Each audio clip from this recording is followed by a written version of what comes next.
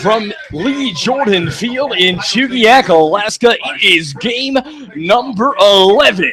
As the Chugiak Eagle River Chinooks ride a historic 8-game winning streak to take on the Anchorage Glacier Pilots here as they go for number 9. And Andrew Alex here alongside my broadcast partner, Garrett Mansfield. Garrett, when do you think the Magic's going to stop? It's a big question. It's a loaded question, but you know what? I mean, this is a team that does not play scared and is going to go out there and just play hard, whether it's going to be on the mound or, with the bats. It's a team that's not going to back down, and they haven't done that so far. They're playing with a ton of confidence. It's really skyrocketed, and they're looking to take their 2-0 record against the Glacier Pilots forward. But Glacier Pilots team that is like Jacqueline Hyde when it's home to road. They are 1-6 at Mulcahy Field as the home team. But on the road, they're 3-1. All 4 of those games played against the Matsu Miners.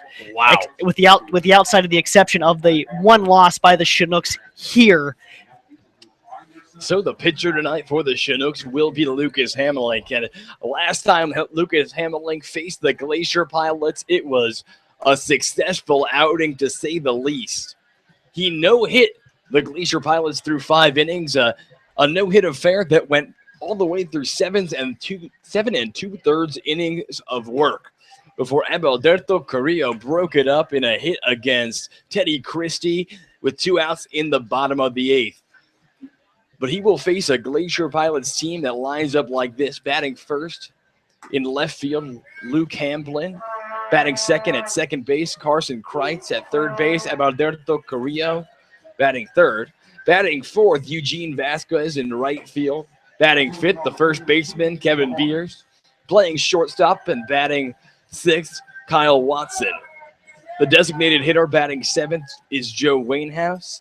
Batting eighth, Joe Maroney, center fielder. And the catcher batting ninth will be Carson Comer. But the first batter is Luke Hamblin. Hamblin out of the University of Central Florida comes in with a .308 batting average on the season. And here's the first pitch from Lucas Hamelink. Taken on the outside, ball 1. And one of the few people on the Glacier Pilots that can say that, batting over 300 and a team that's hitting just 166 coming into play. And the second pitch from Hamelink popped up into center field. And that is caught all the way at the warning track by Cameron Baranek. And Baranek definitely had to make some moves out there in center field, track a long way, but the speedy Baranek able to get under there and make the grab. So Lucas Hamelink 1 up, 1 down here in the first inning of this ball game. And now the batter is Carson Kreitz out of the University of Southeastern Louisiana. Comes into this game batting 143. Hamelink's first pitch. Taken high, ball 1.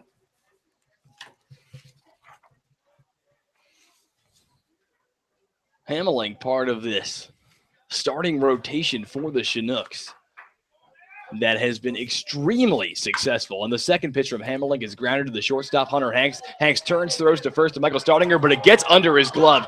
Carson Kreitz is advancing to second, and he will stand there. The error will be probably, would you say on the throw or on the catch? It's going to be on the throw from Hunter Hanks, says our official scorekeeper. So an error on Hunter Hanks at shortstop, one of few that you will see from this guy. Hanks very stellar out there in the hole at shortstop, but the throw just low, slipping past Michael Staudinger's glove. So now the batter is Abelderto Carrillo. Carrillo made a heck of an effort getting to the baseball for one and to get in a position to make the throw. It's just a tough play. Indeed. The batter, Abelderto Carrillo out of the University of Southern California. Carrillo grounds that one to the shortstop, Hunter Hanks. But Hunter Hanks with another error. And this is very unlike Hunter Hanks there as the ball slips past the glove of Hunter Hanks into left field, where Dave Morton's there to back it up. But this inning, which could theoretically be over, now with runners at first and second, just 1 out. And now the batter will be Eugene Vasquez. Vasquez also out of the University of Central Florida. Runners on first and second. Nobody out, or one out, I should say. And Lucas Hamelink trying to get himself into some trouble that he didn't really necessarily. He hasn't allowed a hit yet or a walk, but still runners in a runner in scoring position here, just one out. Hamelink's first pitch was in there for a called strike one. Hamelink sets, looks back to second, looks back again, delivers. Taken in there for a called strike two, so Hamelink now ahead in the count on Eugene Vasquez. Vasquez comes into this game batting .348. He is the Pilots' leader in batting average. One of the only complete hitters so far that shows up on the stat sheet. And the pitch, and that is lined into left field. Dave Morton there to get it. Rounding third is Carson Crites. The throw to home is not in time. So Eugene Vasquez standing in there with a double. A left field line drive that drives in one run. And now the score is 1-0 in favor of the Anchorage Glacier Pilots. And now the batter will be Kevin Veers. Runners at second and third.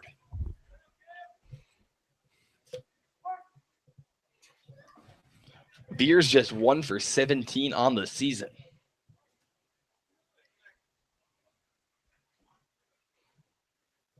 The pitch swung on and missed, strike one.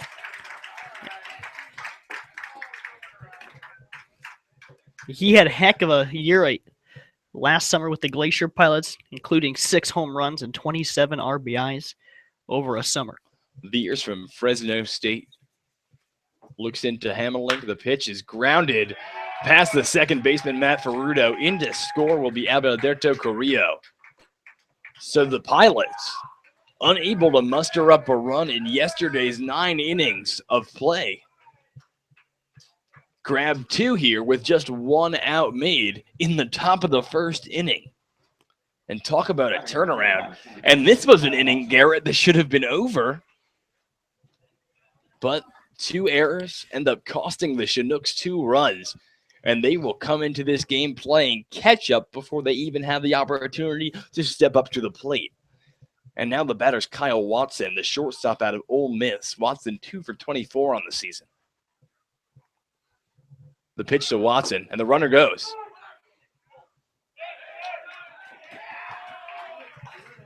And that looks like he was safe at second, a double steal. As Eugene Vasquez comes in to score, stealing home on the throw to second. So now the Pilots lead by a score of 3-0. The batter is still Kyle Watson in an 0-1 count.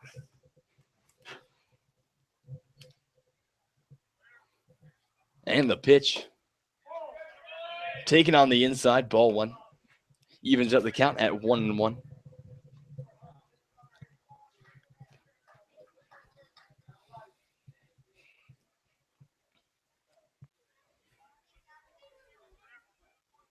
And the pitch. High and inside. Ball 2. The count 2-1. Pilots with a runner on second here. Nobody out. Or 1 out. The batter is Kyle Watson. Hamelink looks to catcher Tyler Boxwell.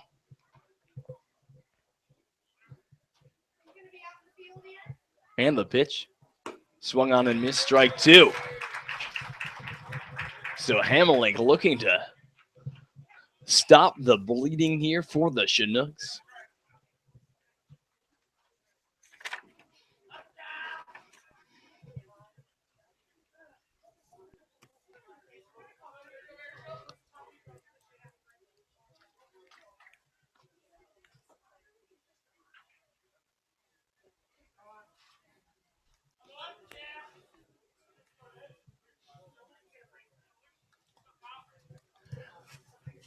Watson calls time there, but steps back into the box.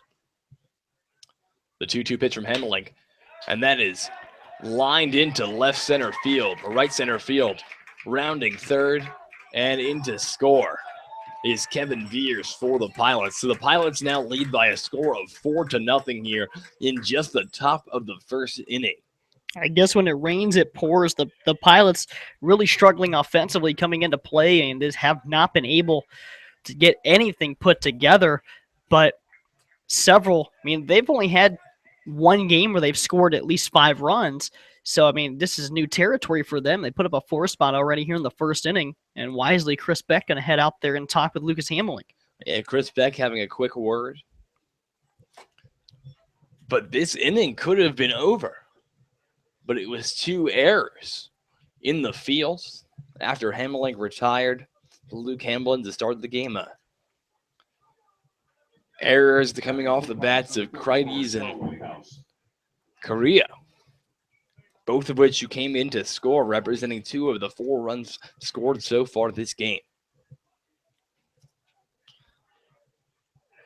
So runner at first, 1 out here. The Chinooks trail by a score of 4-0.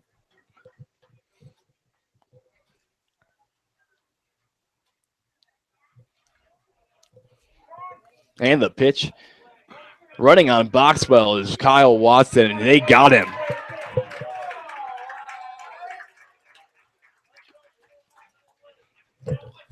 And Tyler Boxwell continuing his impressive streak of throwing guys out behind the plate in the final game of the series against the Anchorage Bucks. It was 4 people.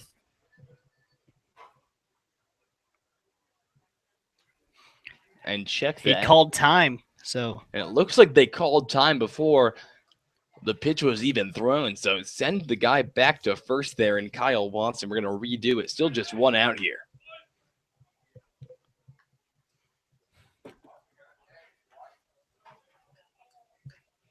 And the Chinooks just can't seem to catch a break here in the top of the first. Hamling continues to check back to first base with the pickoff moves. Kyle Watson, the freshman out of Ole Miss, stands at first. And the pitch in there for a called strike 1.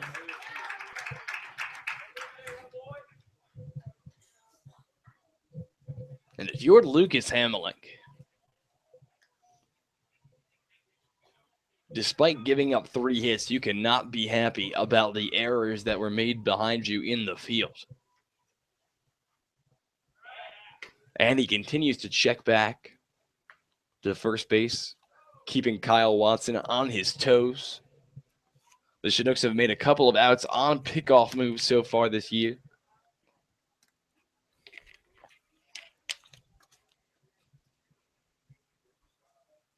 Hamling sets, delivers. Yeah, 4 of those were yesterday. They got guys out on the base paths, and those 4 runs show up today, already in the first. Indeed, Garrett. So, top of the first inning here, the Chinooks trail the Anchorage Glacier Pilots by a score of 4-0.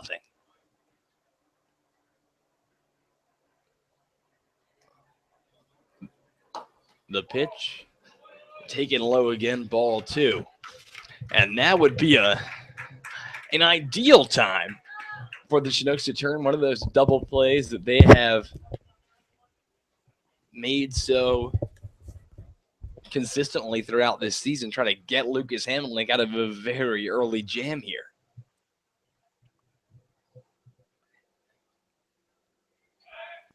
Hamling checks Kyle Watson back up at first again.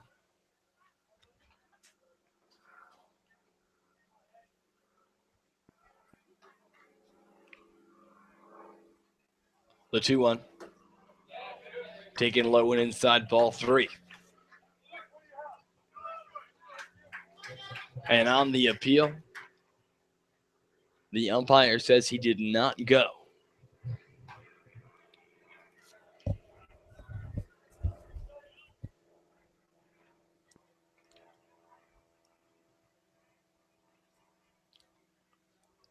And the count at 3-1. And that is fouled hard down the right field liner. Out of play. It's just going to take a matter of battling back with each hitter and getting some guys himself. And who knows what the offense will muster up in the bottom of this inning. You just got to hope it's something that he can sit in the dugout for a little bit just to rest back up from this inning. Well, absolutely. 1, 2, 3 would not be good here. 3-2. And that is grounded to the second baseman, Matt Ferrudo, to the third of Staudinger is in time for the second out of the inning. Kyle Watson advances to second base there. So 2 down. The batter is Joe Maroney out of the University of Kansas. Maroney batting just .091 on the season. And as Garrett mentioned in an earlier pilot series, Maroney, one of a lineage of Kansas Jayhawks to come through the Alaskan Baseball League. The first pitch, and stealing second is Kyle Watson. At third, he is out. A great throw from Tyler Boxwell to end the inning. But the top of the first inning surrenders 4 runs to the Anchorage Glacier Pilots, who lead by a score of 4-0 here as we head to the bottom of the first inning. And now we're going to introduce you to the starting lineup for the Chinooks today. Batting first and playing center field will be Cam Baranek. In right field, batting second, Jacob Brooks. Playing second base and batting third, Matt Ferrudo. At first, batting fourth, Michael Staudinger. Batting fifth, and the designated hitter, Holt Davis. The catcher, batting sixth, Tyler Boxwell. Playing left field, coming off injury, batting seventh will be David Morton.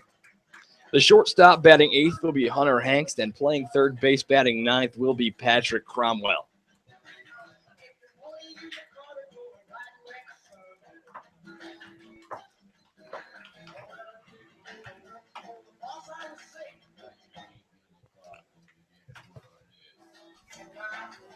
And now the Chinooks, their offense has a chance to get up there and cut into this lead and make an answer against Matt McGarry.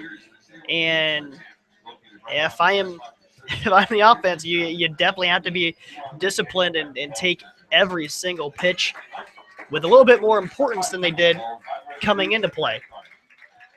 Absolutely, Garrett. So stepping in first for the Chinooks will be Cam Baranek. An interesting note real quick with the battery for the Glacier Pilots tonight. Matt McGarry is committed. He's actually a high school senior and just graduated. McGarry is committed to Vanderbilt. And the catcher, Cameron Comer, is a high school senior as well, committed to Virginia. So definitely a College World Series connection between the two. Wow. A potential future players, and they might be seeing each other again next year if a three-peat in the College World Series were to happen. Absolutely, Garrett. And we will update you with the score from that game as soon as we can. Coming to the plate, 40-yard Chinooks, number 7, Cameron Baranek. And the first batter will be Cam Baranek. And the score of the College World Series right now is 4-2 in favor of the University of Virginia. They are just in the top of the 8th inning in that one. But Cam Baranek, the first batter of the game, the pitch taken low and inside, ball one. And the Chinooks will fight to try to get themselves back into this one and extend their winning streak to 9 straight. The pitch to Baranek in there for a called strike evens up the count at 1-1.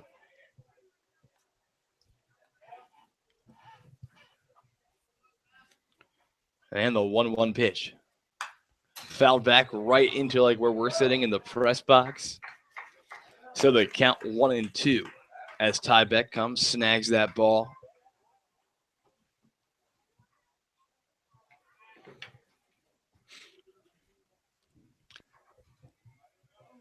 The 1-2 pitch taken high, upstairs. Evens up the count at 2-2.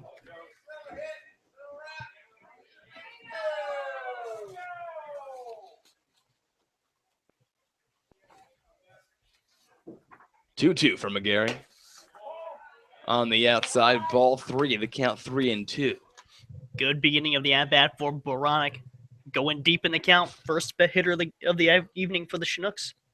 And the full count pitch to Cam Boronic, taken on the outside, ball 4, and the Chinooks have got the first base runner of the game on. That's a good answer for the top half of this inning. For your Chinooks, number 23, Jacob Brooks. There's Jacob Brobst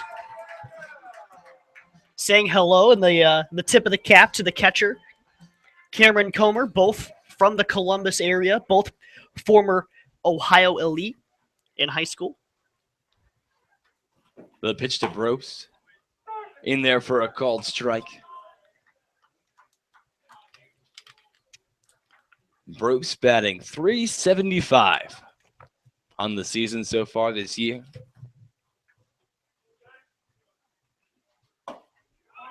And if I'm his coaches at Ohio State, this summer in the Alaska Baseball League is kind of proven that this guy can hit. At least the beginning, absolutely. Has 4 multi-hit games already. exactly. And Brobst fouls that one out. The count 1-2 now. I know, and like you said, Garrett, it is just the beginning. I know it's early, but if he continues hitting at this rate, that might be a call for maybe some increased playing time with the Buckeyes. No question, especially with the senior year coming up. So McGarry looks to first with Cam Boronic taking his lead. And the 1-2 pitch. And that is fouled right off Jake Brobst's leg. Brobst has been rocking the Fu Manchu for the last couple of days. It's a very good look. And yeah, he is absolutely. He's owning it. Not many number 2 hitters will rock that.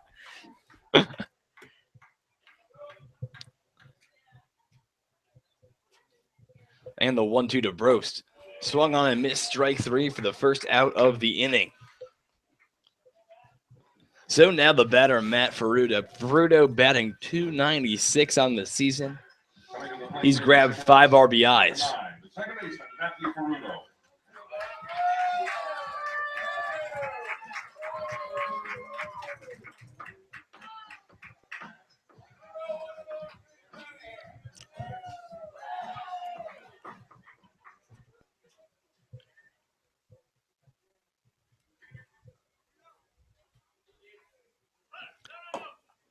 And the first pitch taken low, ball 1. That's the catcher. Comer stands up, looking to make a throw. Back to first to try to pick off Cam Boronic, but Boronic scurries back there just in time. So the count 1-0 on Matt Ferrudo. Ferrudo takes low again, ball 2. So Ferrudo quickly getting ahead in the count here, 2-0. Against Matt McGarry, the Vanderbilt commit. 2-0. And that is driven deep into out there by Ferrudo into left center field. Around first comes Cam Boronic. He's going to go home. Matt Ferrudo rounding third. There's going to be a play at third, and the throw is way high into the fence. A triple by Matt Ferrudo drives in the first run of the game for the Chinooks. And what can you say out of the kid from Birmingham, Alabama? Yeah, he has come up here and really made some big hits. Ferrudo now 6 RBIs on the year, his 3rd extra base hit, and that was just a gapper that the team really needed. And I'm sure his pitcher, Lucas Hamelink, will be the first one to give him a high five once he gets back in the dugout. So now Michael Staudinger is up with a runner at third. Staudinger out of Azusa Pacific University. The first pitch to Staudinger is fouled down the left field line.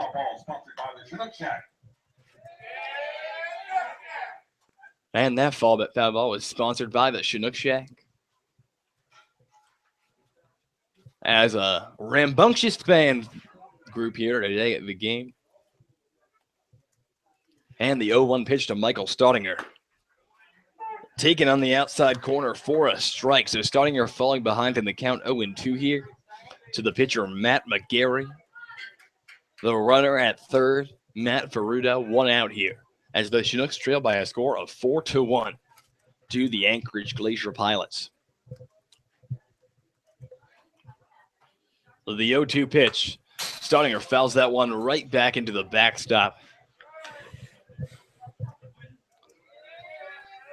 As the speedy Tybeck goes and gets the ball. Holt Davis stands in the on-deck circle.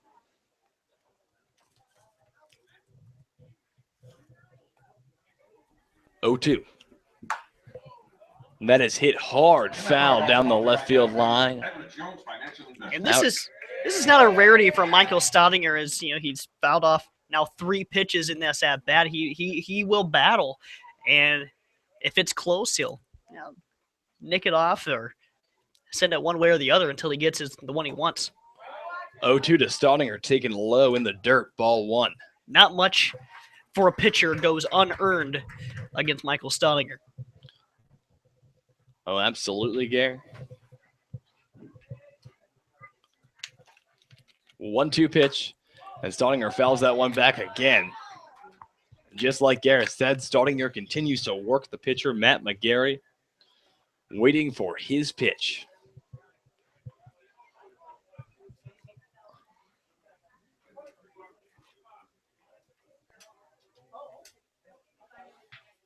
The pitch, and Staudinger lines that one into, and actually check that. The second baseman, Carson Kreitz, making a athletic run into the shallow right field area to make the out. Just a little too much topspin on that one. If it would have hung up a little, it would have flopped into right center, but yeah, off the just bat, missed. That looked almost as if it was definitely going to drop into right field for an RBI single, but no cigar for Michael Staudinger. So the batter, Holt Davis, the first pitch to Holt Davis was taken on the outside for ball 1. Holt Davis on the season batting .278. And the pitch, Davis waves at that one for the first strike. Count even here at 1-1. Davis trying to get his UAB teammate home from third. Cut this lead in half in 1 inning. 1-1. And Davis drives that one to center field. Going back is Joe Maroney, and it lands at the wall. Coming around to score is Matt Ferrudo, and Holt Davis rounding second base. There will be a play at third. Holt Davis slides in safe at third. The second triple, and Holt Davis drives in his UAB Blazer teammate Matt Ferrudo in there with a triple. A shot to deep center field, almost at the 400 mark in the warning track. So the Chinooks, after allowing 4 runs in the first inning, drive in 2 with a pair of triples from Cam Baronic and Holt Davis. Or check that, from Matt Ferrudo and Holt Davis. And the UAB Blazers coming in huge in just this first inning here. And Dave Westergaard out there to have a quick word with his pitcher. So what do you know, Gare? Both pitchers need a little mound visit in just the first inning of this game. It's all of a sudden the offenses are clicking here after almost a full month of games so far, or at least practice and all that. And yeah, the Chinooks already scoring 2 runs here in the first inning, more than the 9-inning ERA of the Anchorage Glacier Pilots, more runs than they scored yesterday. And now the batter trying to extend this inning for the Chinooks will be Tyler Boxwell. The first pitch to Boxwell, taking on the outside corner, called strike 1. Boxwell on the year, .294. And his hits have been very clutch for the Chinooks this season. The pitch way high, a curveball, just did not break. Comer snow coned that one as the catcher behind the plate.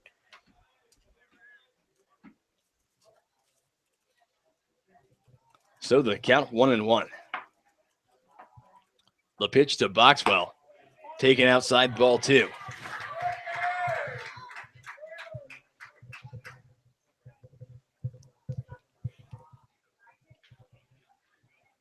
Two-one pitch. Taken a low and outside, ball 3.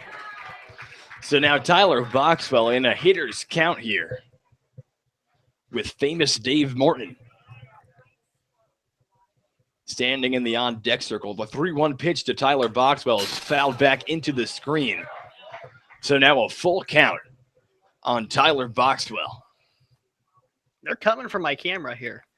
Oh, literally. Like, it's been, what, 4 or 5? About 4 or 5, yeah, like right that back so at far us. today. The whole season when I'm having one right at us. And the 3-2 pitch taken on the outside, ball 4. And now the batter is famous Dave Morton, the pride of Cincinnati. Now batting for the Chinooks, number 5, the left fielder, David Martin.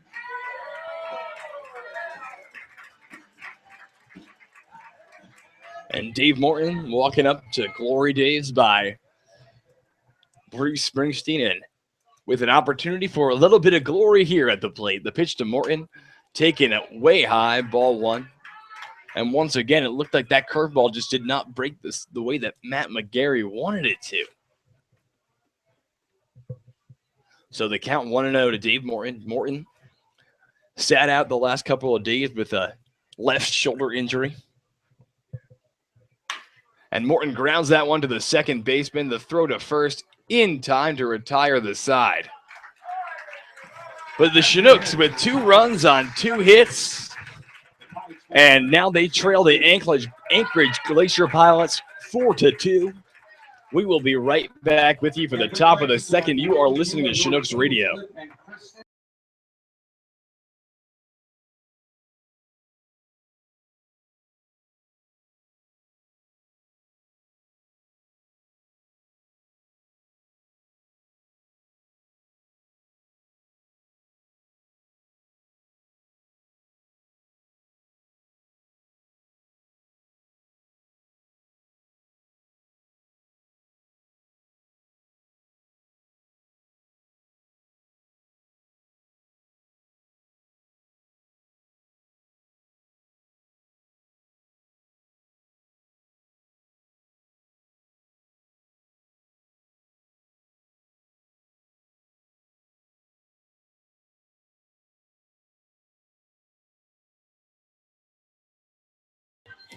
And we are back here for the top of the second. And as Michael Staudinger stands at first, it reminds us of the Azusa Pacific standout Kirk Neuenhuis that used to play here for the Chinooks, and brings back memories to me of a good friend of mine, Julia Rinklin from Montclair, New Jersey. I just wanted to congratulate her on committing to the University of California at Santa Barbara. And a lovely woman. She will succeed there in all senses of the word succeed. So a big congratulations to her, and sending her some Nyota love all the way from Eagle River, Alaska. But we're heading into the top of the second inning here. The Chinooks trail by a score of 4-2. And now Joe Maroney out of the University of Kansas will be the batter.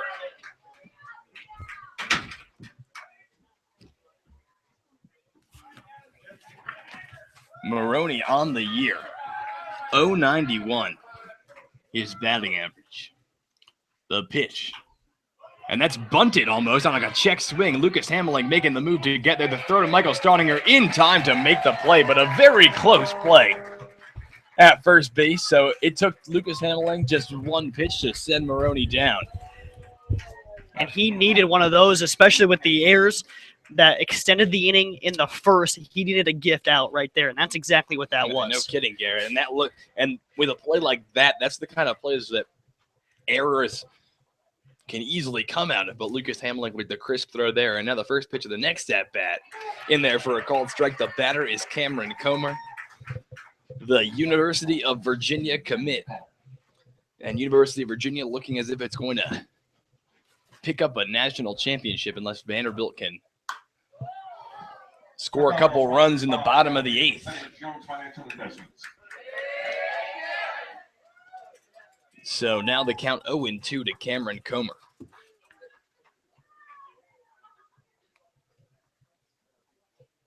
Hamelink, 0-2 delivers. Taking on the inside, ball 1. So that brings the count to 1-2.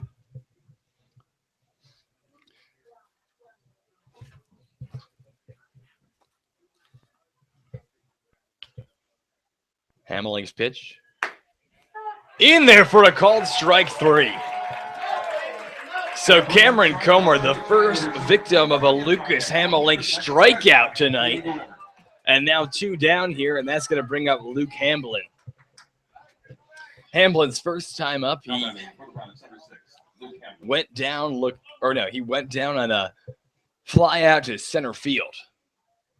So now Hamblin steps in, the first pitch, in there for a called strike 1.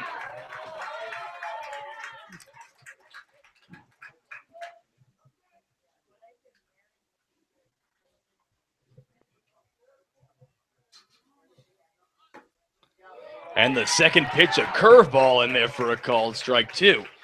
So now Hamelink getting ahead, 0-2 on Luke Hamblin. So hammy to hammy here. With 2 down as the Chinooks trail by a score of 4-2. The pitch, and that is way inside. Jumping out of the way is Luke Hamblin.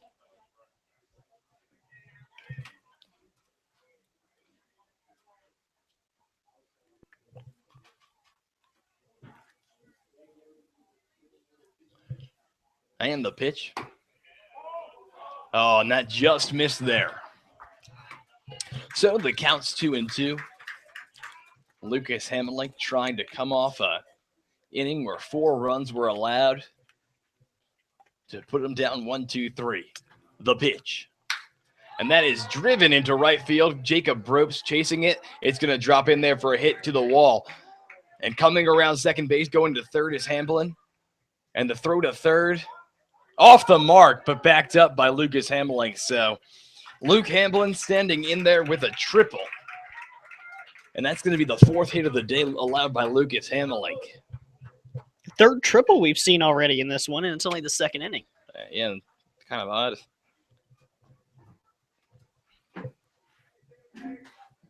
Now batting for the Pilots, number 5, Carson Cletus. So now the batter will be Carson Kreitz out of the University of Southeastern Louisiana. He reached on an error his first time up.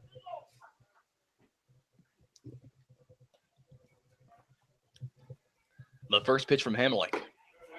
Waved at, missed, strike 1.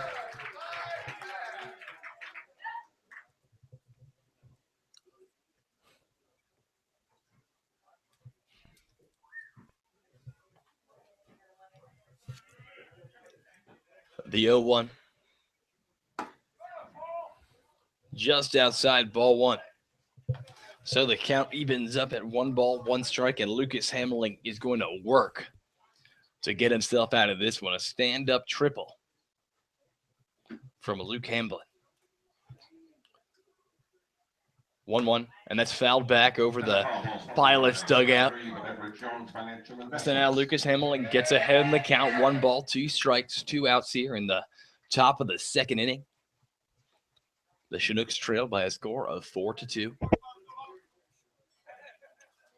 The runner standing at third is Luke Hamblin. And the 1-2 pitch. And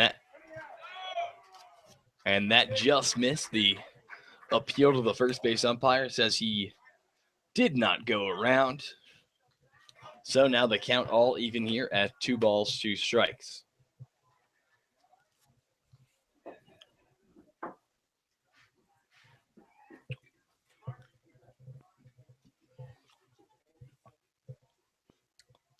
The 2-2 pitch.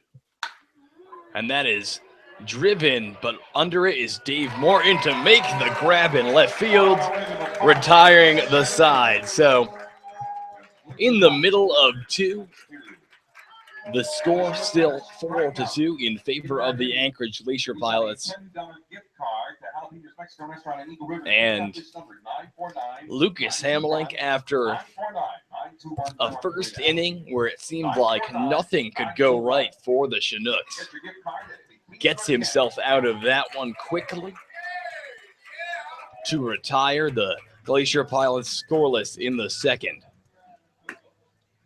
So Matt McGarry coming out for a second inning of action. I'm going to step off for just 1 second here, but we will be right back.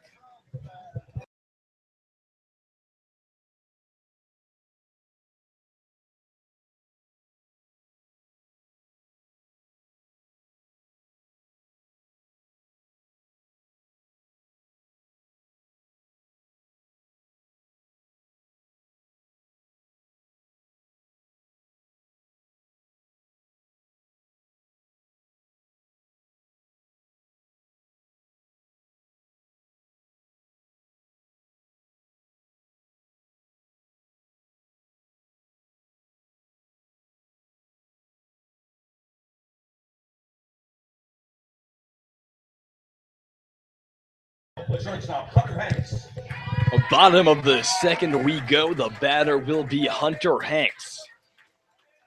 Hunter Hanks out of the University, or Lipscomb University, I should say. Comes into the game batting 200. He had the RBI was the only RBI that the Chinooks needed in yesterday's contest. Hanks bunts it back on the first pitch, right back to the pitcher McGarry. The throw to the first baseman is in time. So it took just one pitch for Matt McGarry to put down Hunter Hanks. At the plate for your Chinooks, number 8, Patrick Cromwell. So now the batter's going to be Patrick Cromwell. Cromwell on the season, batting 192 on the year with 3 RBIs, and the first pitch to Pat Cromwell taken on the outside, ball 1. Cromwell out of Santa Ana College. And the pitch in there for a called strike.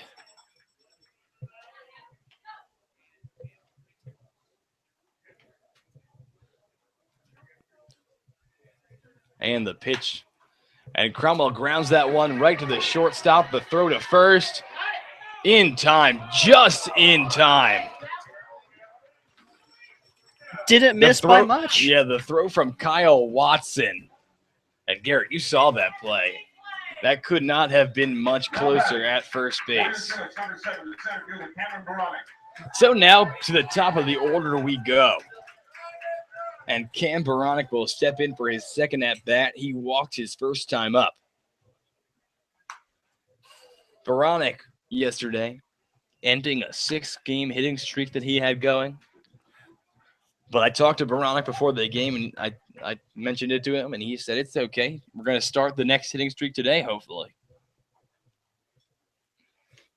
So the pitch, and Baronic waves at that one. The count 0-2. And Baronic's personality, it's almost infectious to be around. A very happy guy, a very hard-working guy, and the 0-2 to Baronic. And that bounces in the dirt, scooped up there by Cameron Comer. So the count 1 ball, 2 strikes. Here at Lee Jordan Field as the Chinooks trail by a score of 4-2. 2 outs here in the bottom of the second inning. The pitch to Baronic, taken on the inside, ball again. So the count 2 balls, 2 strikes here.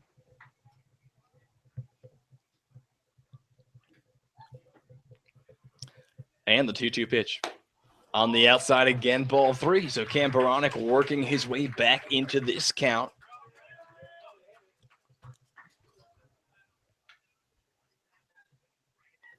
The pitch to Baronic.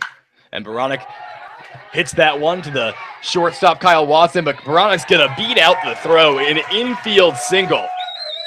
He was right. Cam Baronic starting hitting streak number 2 here. With an infield single.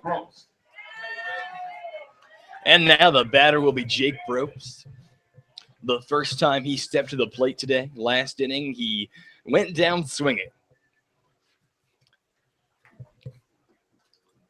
The first pitch to Brooks.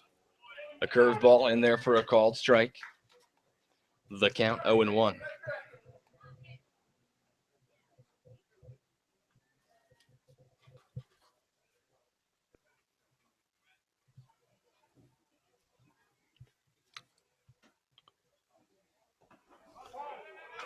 And that's in the dirt. So the count 1-1 here. With 2 down, runner on first here at Lee Jordan Field in Chugiak, Alaska, as the Chinooks trail the Anchorage Glacier Pilots by a score of 4-2. The pitch to Brooks. Baronic goes. The throw. Safe.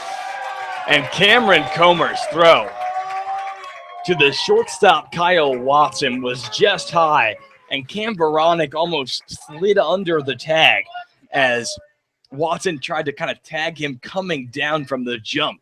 You had pilots coming off the field. So now Cam Baronic stands at second, and with his speed, could easily score. And Jake Probst takes that pitch in there for a called strike. So the count evens up at 2-2. Baronic takes his lead.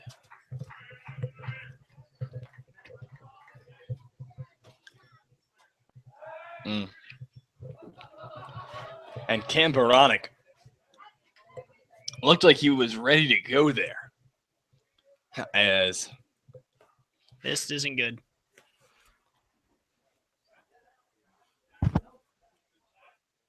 And time called there as Cam Baronic looks as if he's injured, or maybe just a little bit shaken up, maybe rolled his ankle or something like that. So we're going to step off for just half a second, hopefully, is all it needs. As Cam Baronic talks to manager Jordan Vieira, you are listening to Chinooks Radio.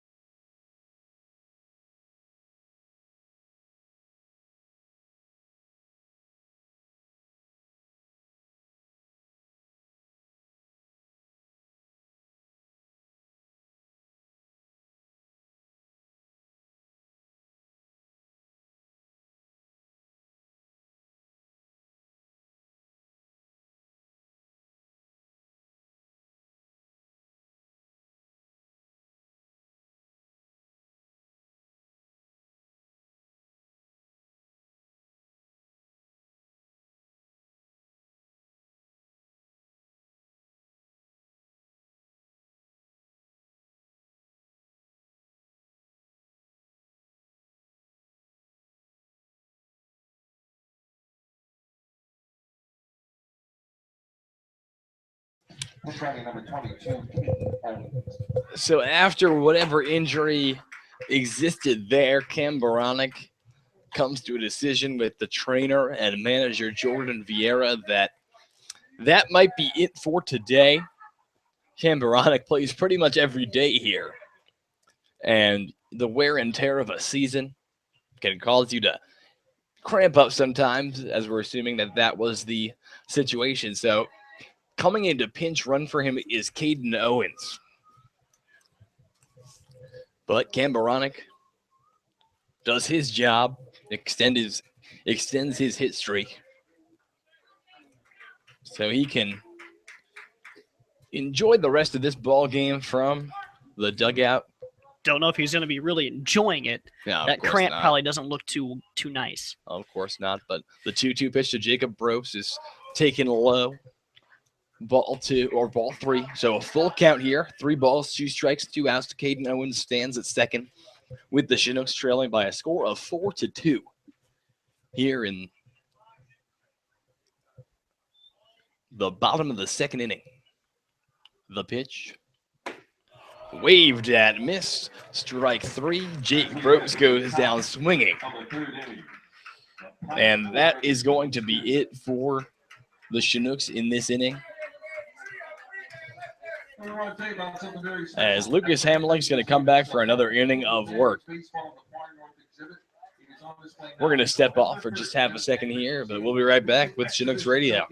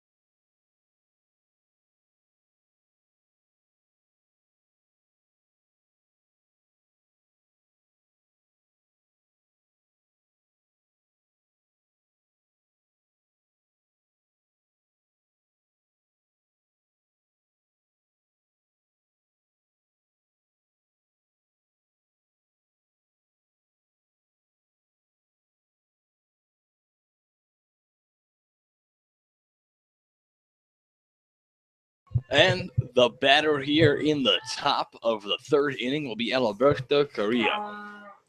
As Lucas Hamlin comes out for his third inning of work with the Chinooks trailing by a score of 4-2. The Pilots with 4 hits, no errors. The Chinooks 2 runs, 3 hits, and have committed 2 errors here. Hamlin's first pitch at the top of the third. Away outside for a ball. The count 1-0 to Alberto Carrillo.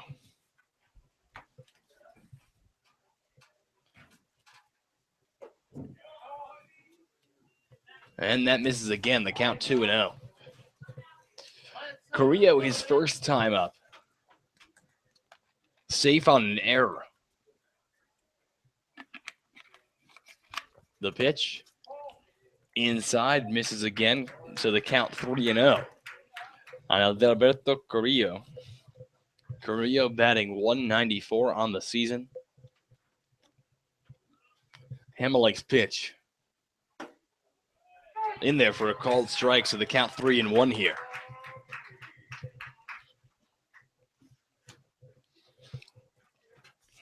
And the Chinooks having a lot of fun during this streak, trying to extend it. 3-1 pitch to Carrillo was hit right into left field over the head of the Hunter Hanks. So Carrillo in there with a single, a line drive to left field as Dave Morton lines that back into the field of play. So 1 on, nobody out. The batter will be Eugene Vasquez.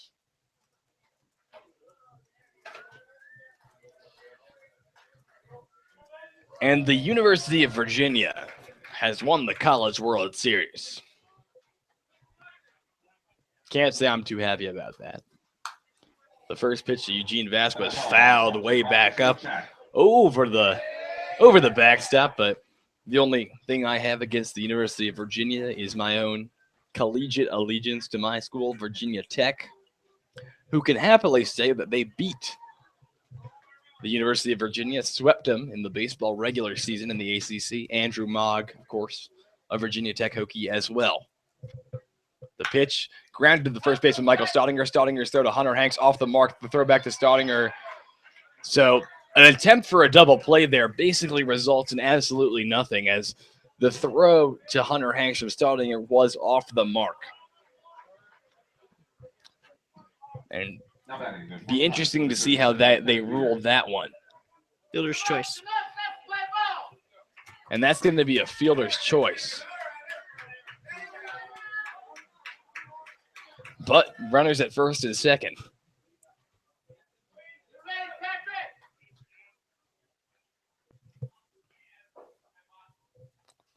The pitch to Kevin Veers in there for a called strike. So 2 on, nobody out here in the top of the third inning. The pitcher is Lucas Hemmelink. The batter, Kevin Veers.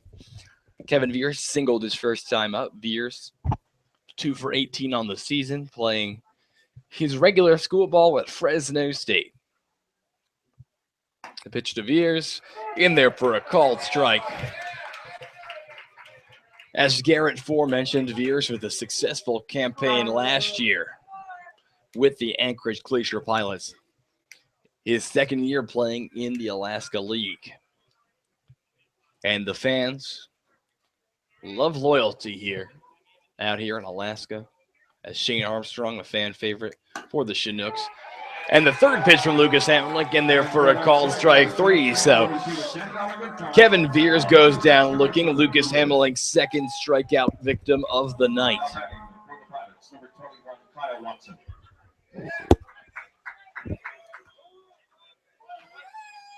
So 1 down, the batter will be Kyle Watson. Kyle Watson last time up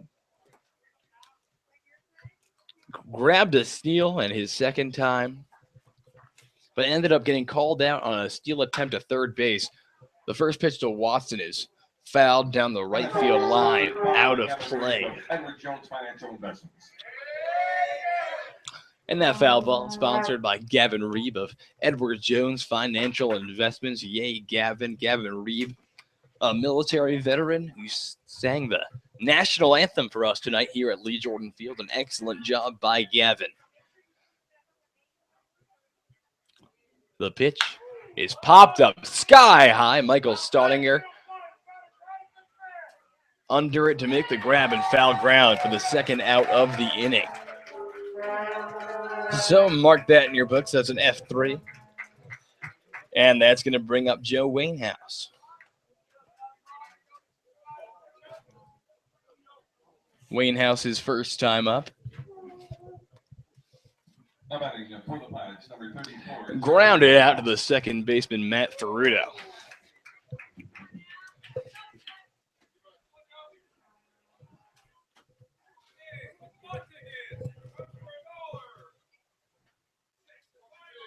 The pitch to Wainhouse. Fouled back right towards the Chinooks dugout. So the count 0-1. Runners on first and second. The Pilots lead the Chinooks by a score of 4-2. Here in the top of the third inning.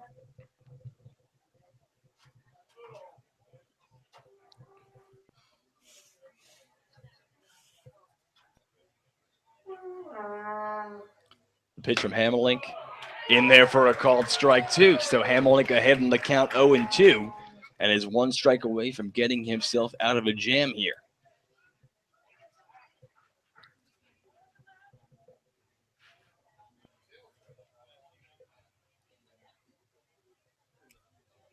The pitch just misses, lower outside corner. That's a good spot going low and away, trying to get him to chase, get out of the inning.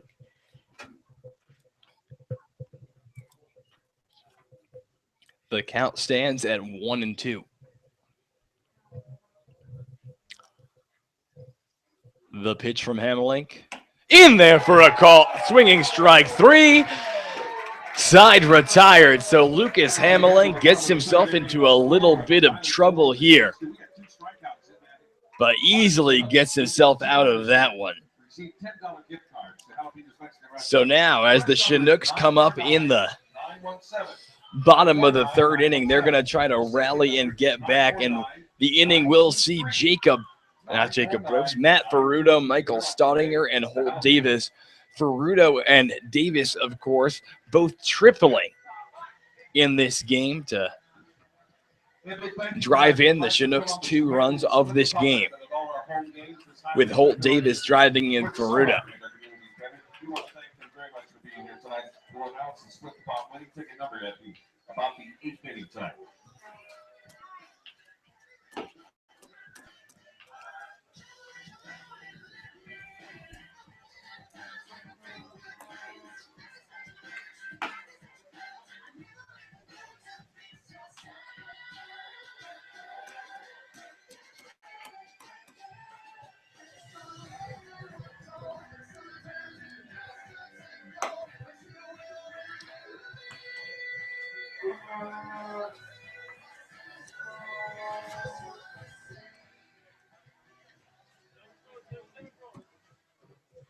So stepping up to the plate, Matt Ferrudo. Ferrudo, his first time up,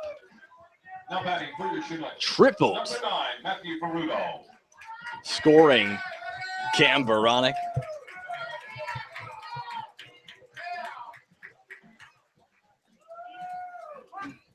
So Ferrudo digs in.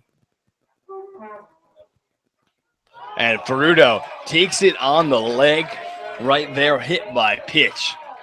So the Chinooks with the leadoff runner on. And the fans not happy about that one, but now Michael Staudinger out of Azusa Pacific steps up with a runner on first base, trying to fight the Chinooks back into this game.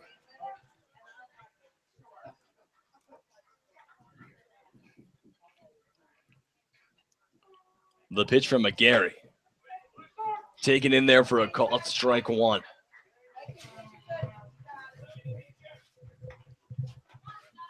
McGarry's Vanderbilt Commodores, of course, falling to Comer's Virginia Cavaliers. The second pitch from McGarry, and Staudinger gets under that one, and let's see if it drops in. And a very athletic catch there in left field.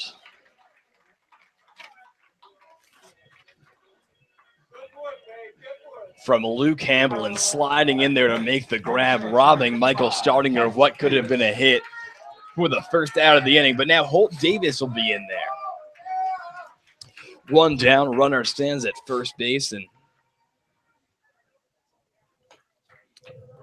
that's the kind of play that, for the Chinooks, sometimes things like that'll happen. But you take your luck, like the Andrew Mogg quote-unquote home run, and then you take your losses, like Andrew Mogg getting robbed in center field in the 11th inning of the 13-inning game against the Bucks. A hit there for Mogg would have potentially ended it, though the Chinooks did go on to win that game, as they have their last 8. The 1-0 pitch to Holt Davis, taken on the outside, ball 2. So now they count as 2-0.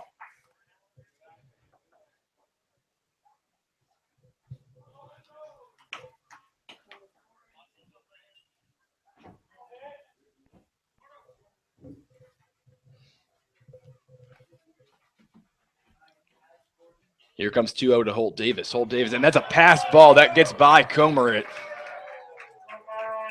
at the plate. So Matt Ferrudo is going to advance to second on that one.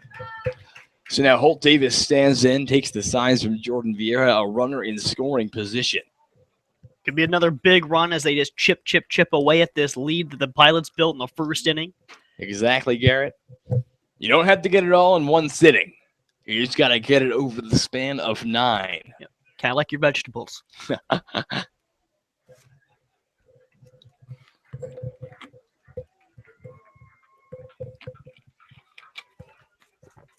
And the pitch to Davis. Foul down the first base line. Out of play.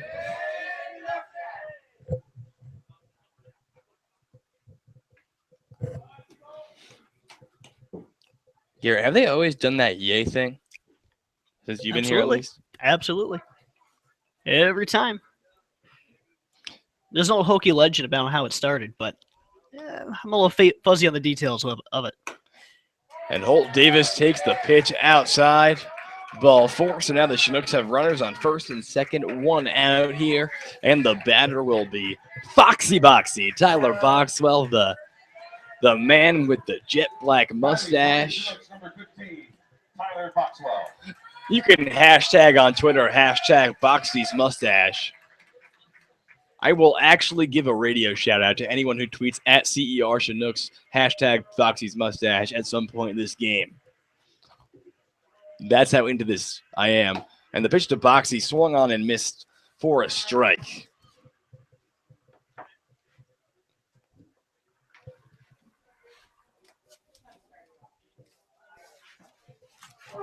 So the count is 0-1 to Tyler Boxwell. The pitch to Boxy. And that's going to get past the catcher Comer, but not enough time for Matt Ferruto to advance to third there. With Jordan Vieira holding out the break sign. So 1-1 to Boxy. Steps into the box. Boxy steps into the box.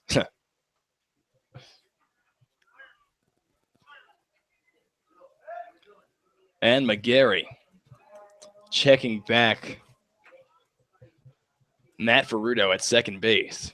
Runners on first and second. 1 out here. The count 1-1 to Tyler Boxwell as the Chinooks trail by a score of 4-2. And Boxy hits one that's going to bloop right in there. And that was one of the weirder double plays you will ever see, folks. That bounced at second base. The shortstop picked it up, stepped on second through to first, and that is going to retire the Chinooks here in the bottom of the third. So the score still 4-2 in favor of the Anchorage Glacier Pilots. We're going to step off for a second, but we will be right back here with all the action in the top of the fourth. You are listening to Chinooks Radio.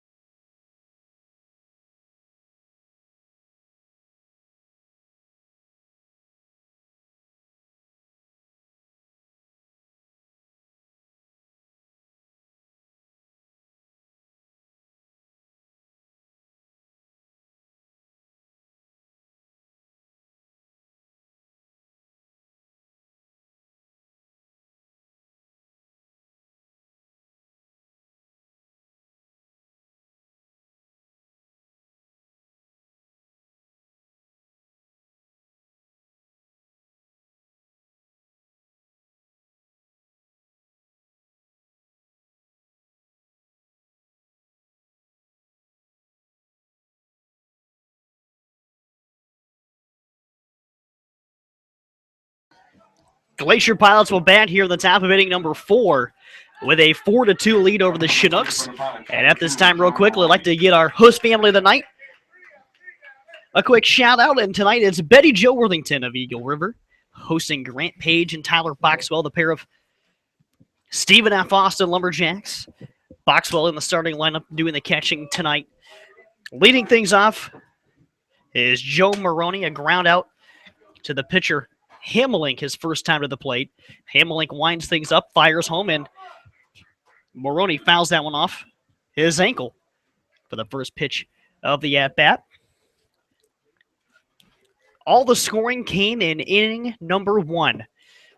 The Glacier Pilots, the beneficiaries of a couple of Chinooks errors in the top of that first inning, but got 4 runs to cross home plate. Took a 4-0 lead to the bottom of the first, and the Chinooks grabbed a couple more, mostly thanks to a couple of triples from Matt Ferrudo and Holt Davis. Another foul ball to the right side for Moroni. Makes it 0-2 quickly in the count.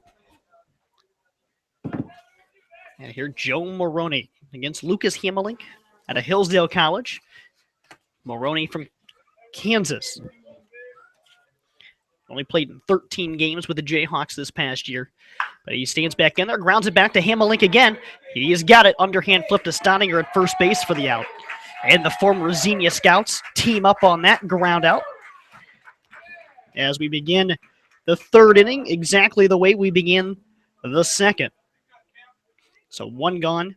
And now Cameron Comer to the plate. Cameron Comer hits from the left side. He is a commit to the University of Virginia, the newly crowned national champions in NCAA baseball. First offering from Lucas Hamelink, and he fouls that one right back at me for strike 1. Comer from Olentangy Liberty High School in Powell, Ohio. That's the Columbus area. The OHSAA Player of the Year in 2015. That's fouled up and over to the left side. So pretty impressive prospect coming out of the state of Ohio that will do some catching with the Commodores next spring and begin his time in the fall with the program. 0-2 from Hamelink is fouled off again, so he'll be thrown right into that winning culture. Now, of course, his pitcher on the hill, Matt McGarry, he's going to Vanderbilt. The loser today, but man, what a program that is. Hamelink, his 0-2. That's going to be on the outer edge, but just off the black. Makes it 1-2 on Cameron Comer. 6 foot, 180 pounds, a left-handed hitting catcher is Cameron Comer. A lot of upside from this fella. And Hamelink trying to get him out for the second time tonight. Got him looking on strikes the first time to the plate. Hamelink rocks into his motion, the 1-2. And that's swung on and missed. And Hamelink gets him for the second time, his 4th strikeout of the evening here in inning number 4. Brings up leadoff hitter Luke Hamblin. A fly out to center and a triple to his credit today out of the University of Central Florida. He's actually transferring to UCF. Will begin there in the fall with their fall program.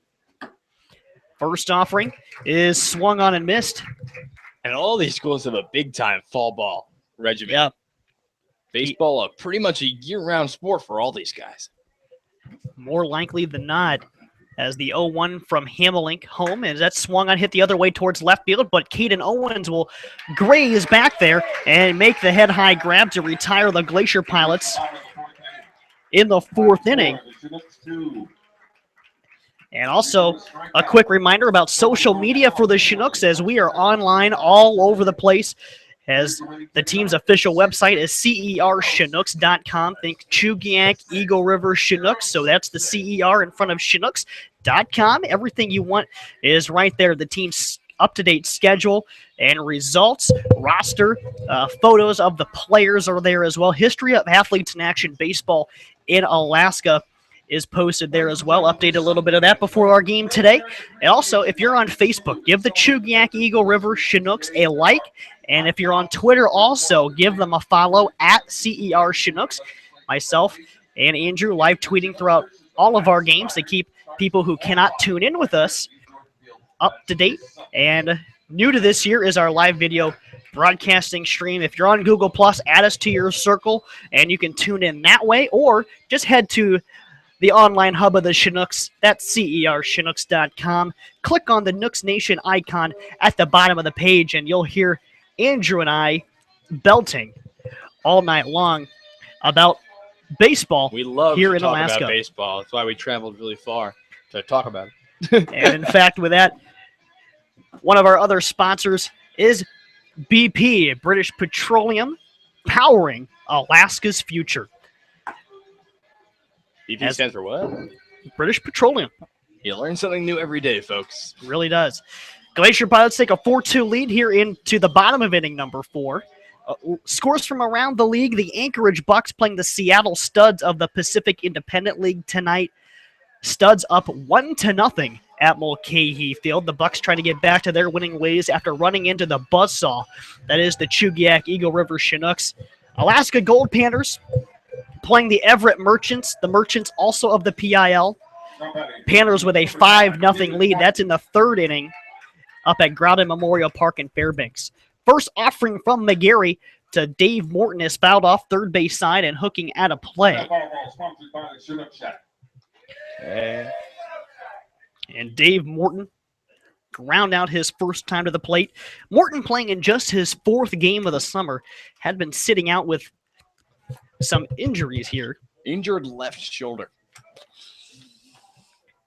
Hits from the left side out of Xavier. Breaking ball from McGarry is going to be in there for a ruled second strike against famous Dave.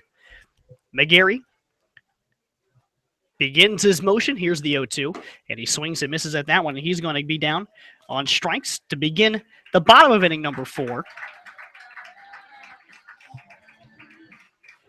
Through this one, the Glacier Pilots on top 4-2 with 5 base hits to their favor.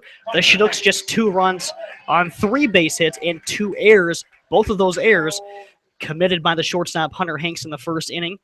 Hanks with a ground out trying to bunt aboard. Back in the 2nd, takes a strike on the outer edge for the first pitch of the at-bat from McGarry. Hunter Hanks at a Lipscomb hitting .200 with the Chinooks this summer with 5 RBIs. Had the only RBI last night. That breaking ball's in the dirt from McGarry as the Chinooks pulled off a 1-0 shutout against the Glacier Pilots for their 8th straight victory, taking first place in the National Division of the ABL. And if the Chinooks can cut into this lead a little more, should make things very interesting to see what happens with the Miners again tomorrow. That's outside 2-1. That would mean if the Chinooks win tonight for their 9th time in a row, they would be up a full game on the Matsu Miners and go head-to-head right here tomorrow night at Lee Jordan Field. Pitch fouled back by Hunter Hanks makes it 2-2. Now Hunter Hanks with Lipscomb had a pretty good year, hitting the 230s. Manning shortstop all year long, played in 59 ball games.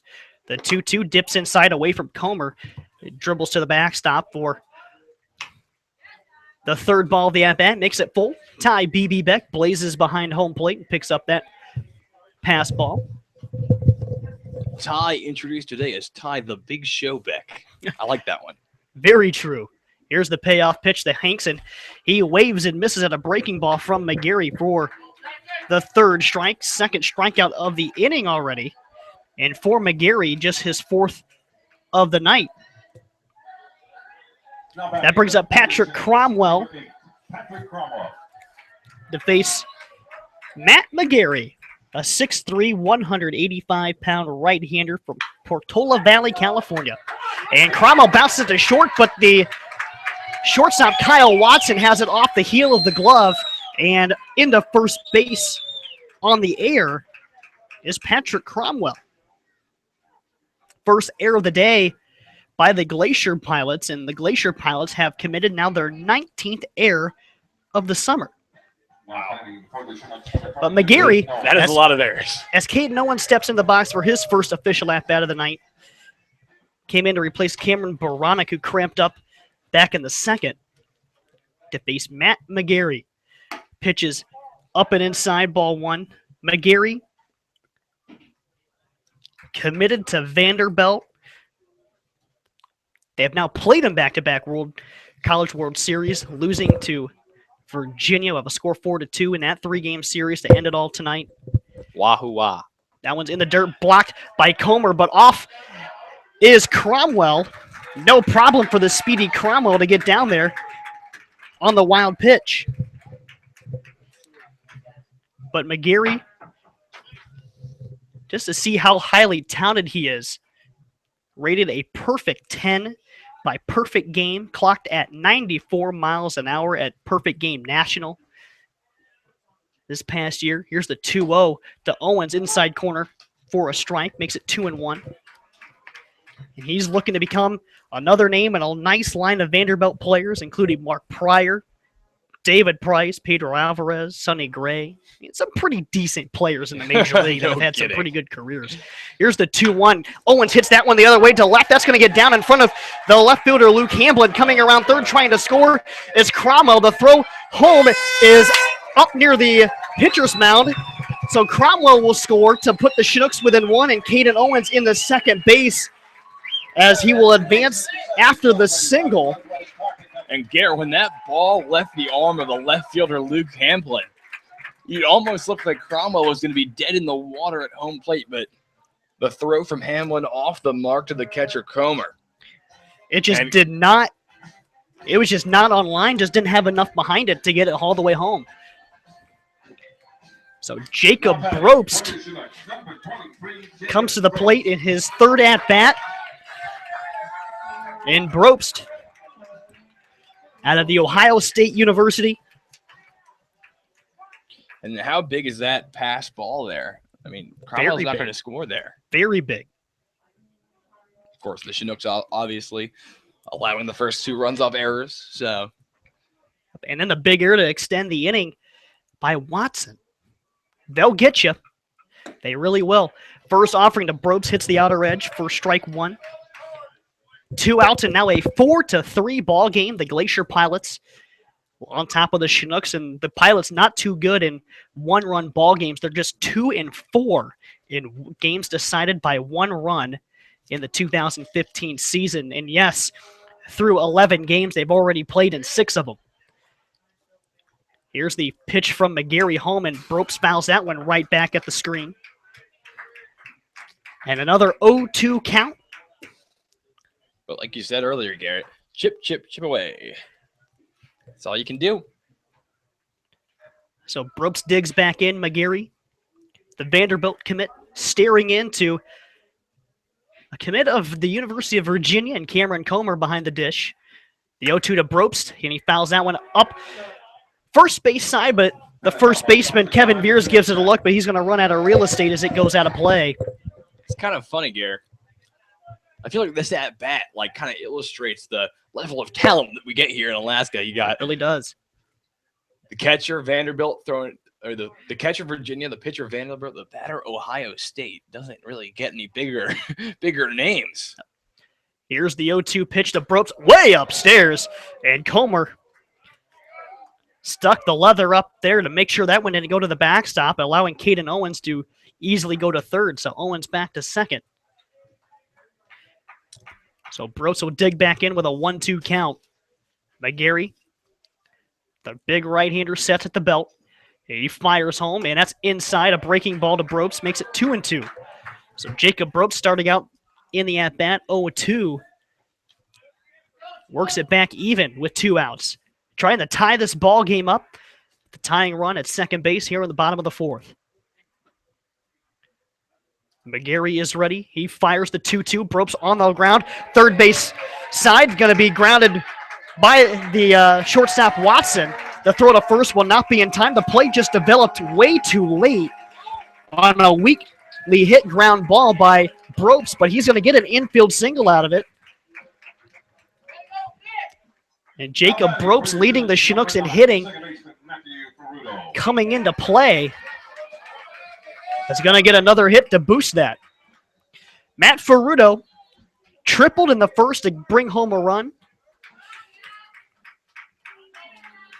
And it was hit by a pitch in the third. So Ferrudo at a UAB is ready. Swings and misses at the first pitch from McGarry.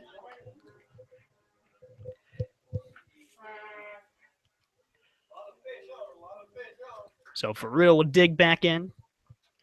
Ferrudo hitting 296. He's now has 6 RBIs, 3 extra base hits with the triple included. Playing second base today for the Chinooks. Hits that one the other way. Down the right field line it goes. A fair ball. Caden Owens comes in to tie this ball game. Ferrudo on his way to second. Brope's coming around third. He's going to try to score. He'll do so standing. And Matt Ferrudo in there standing at third base. His second triple of the night. Chip away, and Matt Ferrudo putting in work here tonight for the Chinooks. 3 RBIs on the night, and the Fish now lead this one 5-4 over the Anchorage Glacier Pilots. And guess what inning it is, Andrew? It's the 4th inning. 4th inning magic, Garrett. It's like some little switch turns on. And the Chinooks realized every day in the 4th inning that, oh, wait, we don't lose games. Let's work towards this one.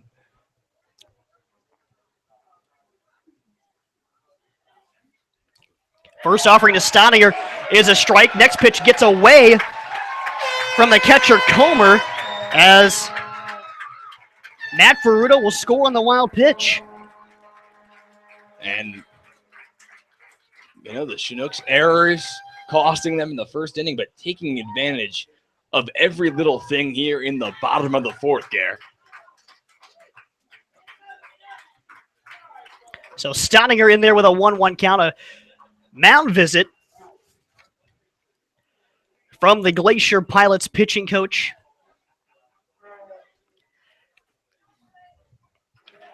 And Andrew, a 6-4 ball game now for the Chinooks on their way to one and in the 9th inning, or looking for their 9th straight win, that is. And Michael Stoniger, a big part of it, getting things going in Fairbanks. It's been magic, Garrett. That's all I can say. 1-1 breaking ball misses away from McGarry to make it 2-1. Up to the Chinooks pitching staff to limit the Pilots hitting, which they have done very successfully, minus that 1 inning. Stoniger bangs a foul ball to the left side and out of play.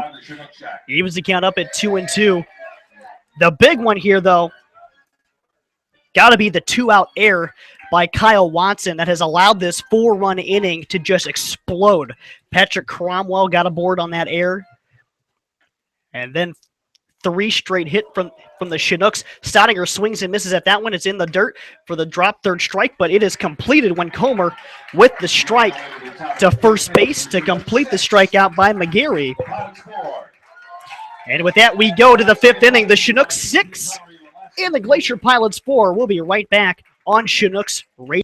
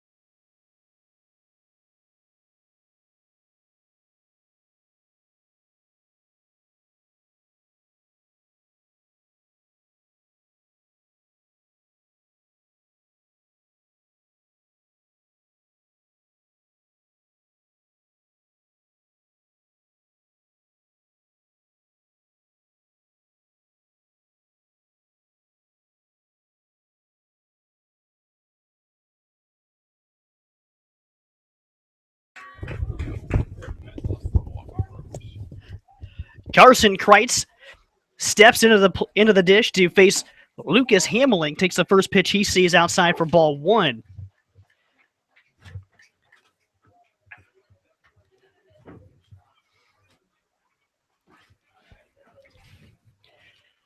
And now Hamelink winds things up the 1-0, and Kreitz hits that one high in the air, deep left center field. Morton and Owens going back near the track. Caden Owens reaches up and makes the catch in deep left center field.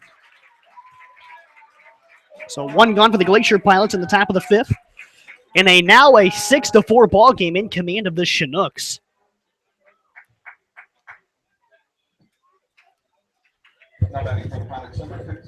Kind of a funny observation. Dave Morton's like the ultimate utility guy.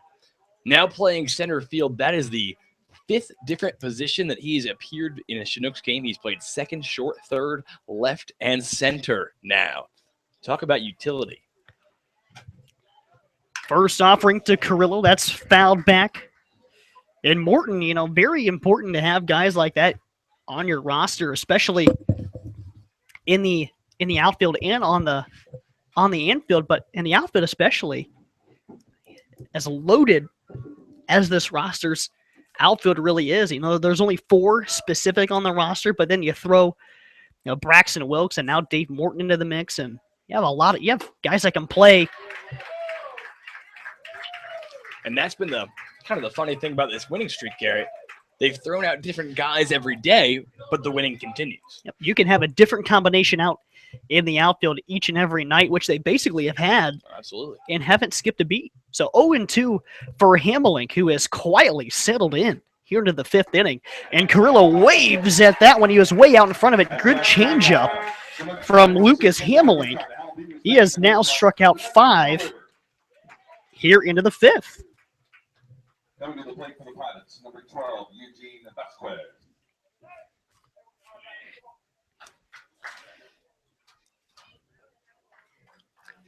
So Hamelink back up there. 2 strikes against Eugene Vasquez, and he waves at the first pitch from Hamelink.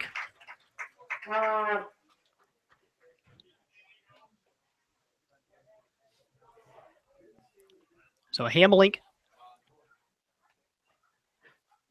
back up there. The 0-1 is grounded towards the second baseman, Matt Ferruto. He's up with it. Throws on to first for the out. And the Pilots go quickly in the top of the 5th. 6-4, the Chinooks on top. Lucas Hamelink has now retired 9 in a row. Talk about quietly settling in. He's making the Pilots very aware of it, but the Glacier Pilots, 4 runs, 6 hits through the first 3 innings. And actually, that's through the first 2, and then the first 2 batters got aboard. But nobody has seen first base since Vasquez reached on a fielder's choice back in the 3rd inning. But a team, the worst offensive team in the league, Andrew, only 166. They're averaging about 2 runs a game. Just have not been able to get back in that groove, do it, and repeat their success they had in the 1st inning. Oh, and the thing was, first of all, 166. That's a brutal batting average to be batting as a team. And in the Chinooks' first couple of games, when they were, losing to the likes of the Matsu Miners, that was about what the team was batting. But the Chinooks, since then, have gotten to a groove. And it looks like there's going to be a new pitcher out there for the Pilots, Gare. And we are awaiting to see his number. And it looks like it's going to be Brett Brown out of Lamar, the native of Nederland, Texas.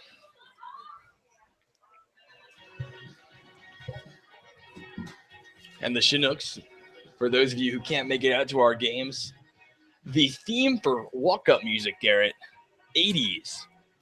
And right now, girls just want to have fun. A classic song playing over the loudspeakers as Holt Davis steps in to the box to start off the bottom of the 5th for the Chinooks. So Holt Davis will be the first one that Brett Brown will be faced with. We'll get your final numbers on Matt McGarry here in a second. First offering from Brown. Breaking ball nips the inside corner to Holt Davis for a strike. McGarry goes 4 innings, giving up 6 runs on 6 base hits. Just 2 of them are earned.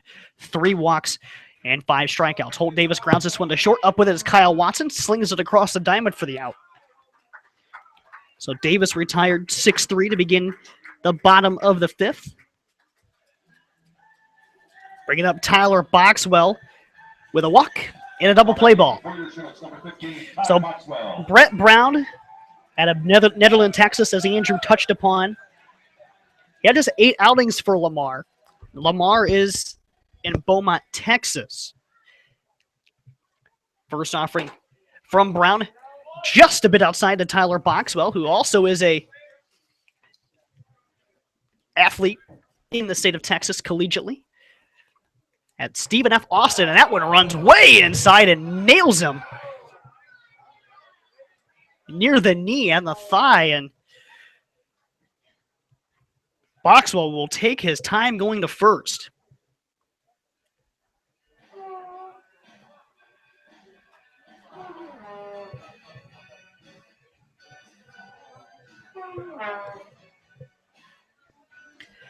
So Boxwell would get some attention from Tyler Junior College assistant coach Taylor White over there at first base, and we're going to need another pinch runner on an injury for the Chinooks, it seems like, but the trainers are going to come out and take a look at him. But we'll step aside and let Boxwell have a moment as you're listening to Chinooks Radio. 1 out in the 5th.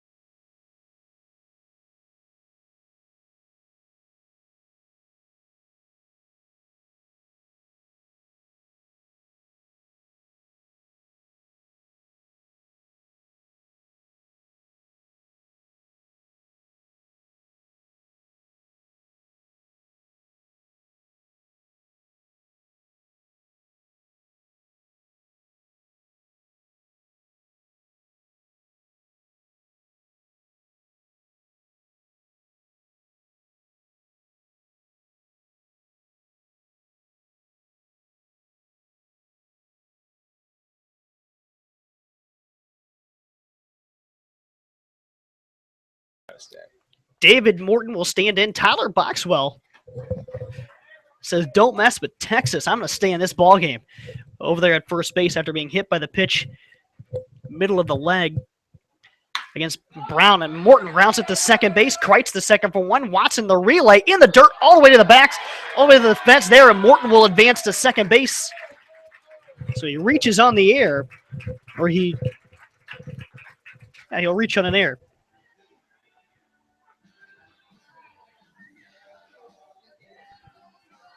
Now batting for your Chinooks, number 12, Hunter Hanks.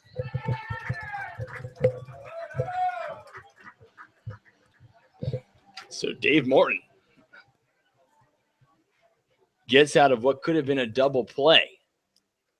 You serious, Clark?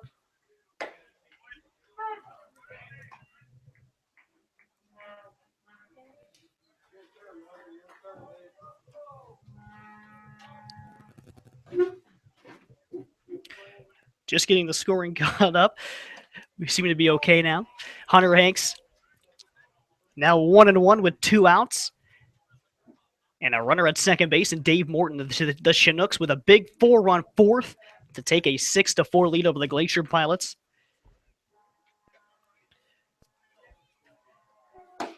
Next offering from Brown is a breaking ball that drops in the zone. You're making it 1-2 on Hunter Hanks with a ground out and a strikeout in this one. Hanks, pretty much the everyday shortstop for the Fish. 1-2, bounced towards Watson at shortstop. He's got it, throws across the diamond, and basically lobs it. And that'll retire the side. Probably one of the weirder 6-3s you'll see. You don't see a shortstop come up and lob a baseball. Oh, yeah, usually you see him throwing darts. Risky business there by Kyle Watson at Ole Miss. So we go to the 6th, the Chinooks, with a 6-4 lead over the Glacier Pilots. We'll be right back on Chinooks Radio.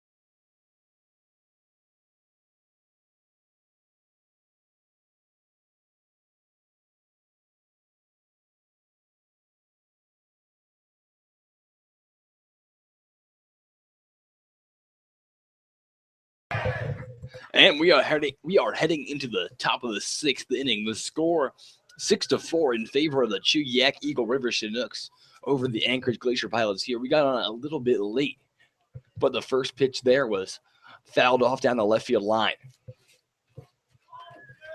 So now Lucas Hamling deals the 0-1. And that is lined into right field by Kevin Veers. Veers' second hit of the day. So Kevin Veers in there with a single. Batting for the Pilots, number 21, Kyle Watson. And now Kyle Watson steps in.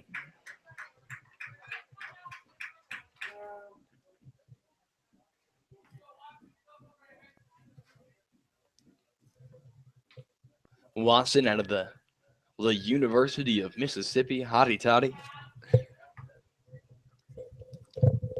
And Hamling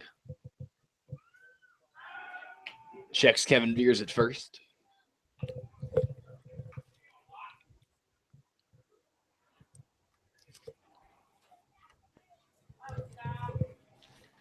And Lucas Hamling has proven that he is not going to just let these base runners take leads.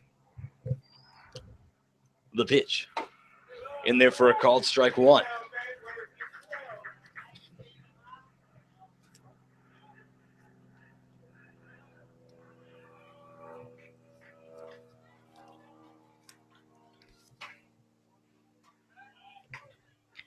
And Hamling checks up Kevin Veers yet again. Hamling on the day. A successful outing to an extent, kind of overshadowed by a number of errors. The pitch to Kyle Watson in there for a called strike 2. So Lucas Hamling out of Hillsdale College in Michigan, the native of the Kalamazoo area.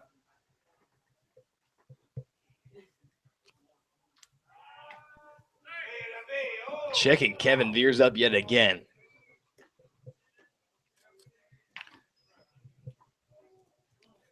And Hamelink was getting ready for this start all night last night. His roommate, Shane Armstrong, going out to watch a movie with Teddy Christie, Dave Morton, Caleb Potter, among a few other guys, where they rented a movie from Blockbuster, which is still around here in Alaska. But Lucas Hamelink saying, no thank you. I got to pitch a game tomorrow. And he missed the opportunity to see Caleb Potter get really scared during a movie.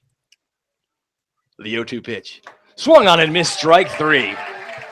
So Lucas Hamelink, no fear from the movie, but putting fear in the heart of the opposing batters.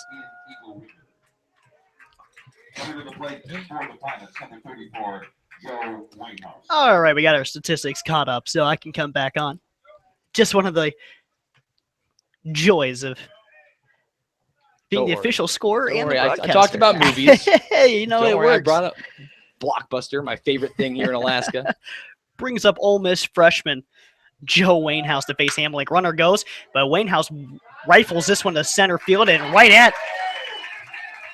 Morton's going to get him. Oh. And that's. Dave Morton with the throw from center field, a rocket. Doubles him up. Gets the runner. Kevin Veers at first base. What a job by famous Dave Morton. And we talked about utility, Garrett.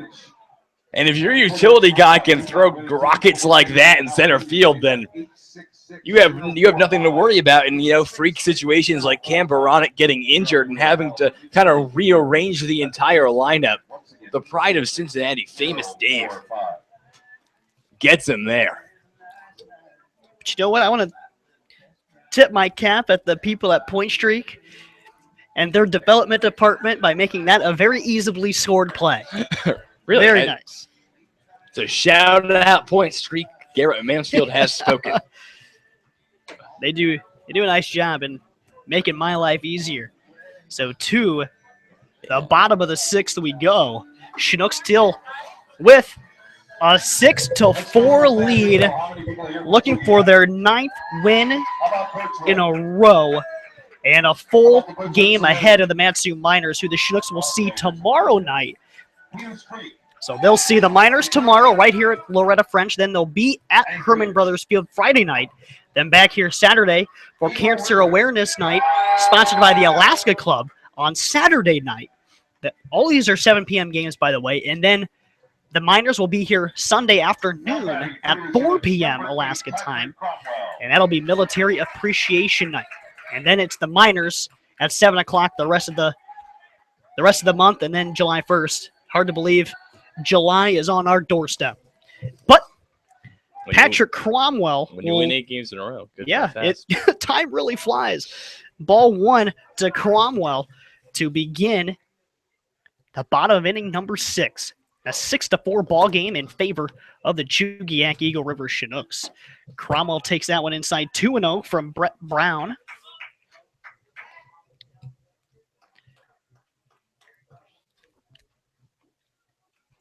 And here's the 2-0 upstairs 3-0. All right, Andrew, this tweet is noteworthy. Mr. Andy Lewington, if you're listening out there, got to be a relative of CJ, probably his dad. Can't hurt the stash. Free 90. How about it? Hashtag Boxy's mustache. I know that some people in the audience may be confused as to how much I talk about the mustache, but just take it from someone, and Garrett can definitely agree with me on this one because we're around the team pretty often. In fact, almost all the time. Boxy's mustache has taken a life of its own. Payoff pitch to Patrick Cromwell from Brown. Line over to the second baseman, Carson Kreitz. He makes a leaping grab at second base for the out. As that will lead off the bottom of the 6th for the Chinooks. Crichton's there almost looked like he was like getting ready to do the vertical leap thing that we were doing the other day at the Anchorage Museum. Guys really had a lot of fun there Oh, yesterday. yeah, the Anchorage Museum was a real good time for everyone who made the trip out there with the Chinooks.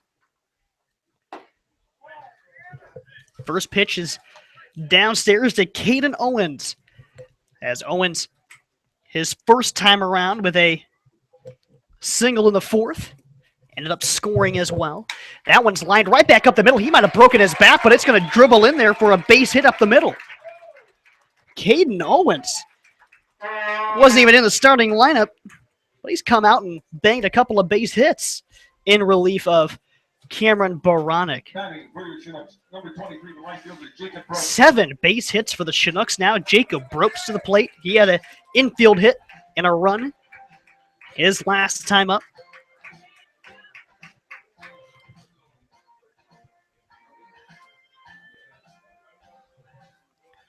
Ropes.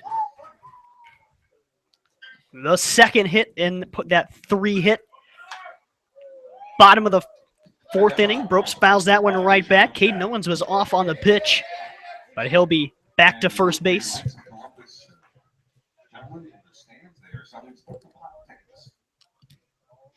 So Lucas Hamelink has pitched really 6 superb innings, despite the 4th spot given up in the first, but he has still held the lead for the Chinooks. The Fish offense has fought back furiously with a 4 spot in the 4th. And now have a 2-run lead on the Glacier Pilots, bottom of the 6th. 0-1 from Brown to Jacob Ropes. High pop-up, shallow center field. Joe Maroney ranges in and is under it for the out. 2 gone for the Chinooks in the bottom of the 6th. And look who's coming up now, Gare. The Matt man of Ferruto. the hour. Matt Ferruto, all he's done today is hit 2 triples and driven in 3 and scoring 2 runs. If I'm not mistaken, that's going to put him to the top of the Chinooks RBI leaders. It will. He came in with 5 and now with 8, but with Mogg in the lineup now, might have a run for his money. I encourage them to try to hit as many RBIs as they can to try to outdo each other. That pitch is high, ball 1 to Ferruto. Now a note for Hamelink. All 4 runs in that first inning, unearned. So the streak of unearned runs by the Chinooks will continue, and it has now for 6 innings. I think that runs it up to 34. 34 innings, Gare. Owens off on the pitch, and he's going to be a dead pigeon at second base. Comer guns down Caden Owens to end the inning. And we go to the 7th with the Chinooks on top, 6-4. You're listening to Chinooks Radio. We'll be right back.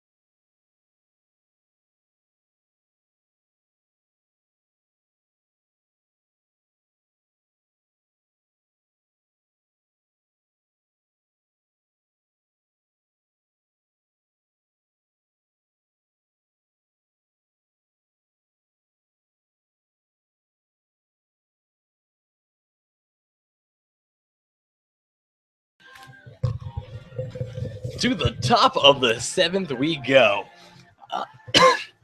I am Andrew Alex, here alongside Garrett Mansfield as the Chinooks lead by a score of 6-4.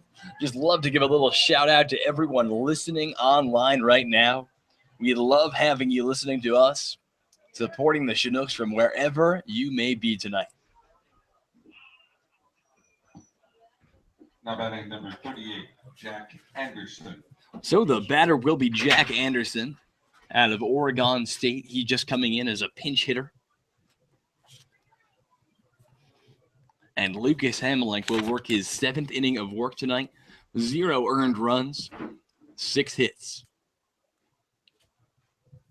But 4 runs allowed, unfortunately, because of the errors. So the Chinooks lead by a score of 6-4 here. And the first pitch of the inning from Hamelink. Curveball just misses the corner. Ball 1. The Chinooks trying to make it 9 in a row, 9 outs away from doing so. And Hamelink sails that one in there for a called strike 1. And the count evens up at 1-1 here. Hamelink, the 1-1. And that is popped foul out of play. Sponsored by Gavin Reed with Edward Jones Financial Investments.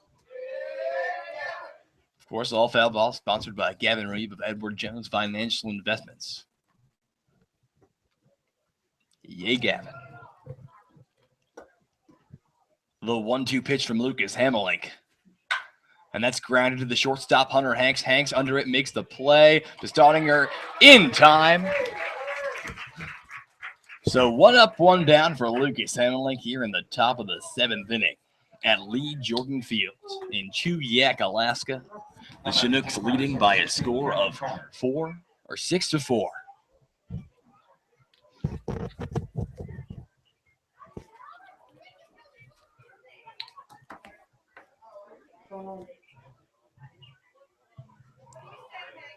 The pitch from Hamelink. Taken low, ball 1.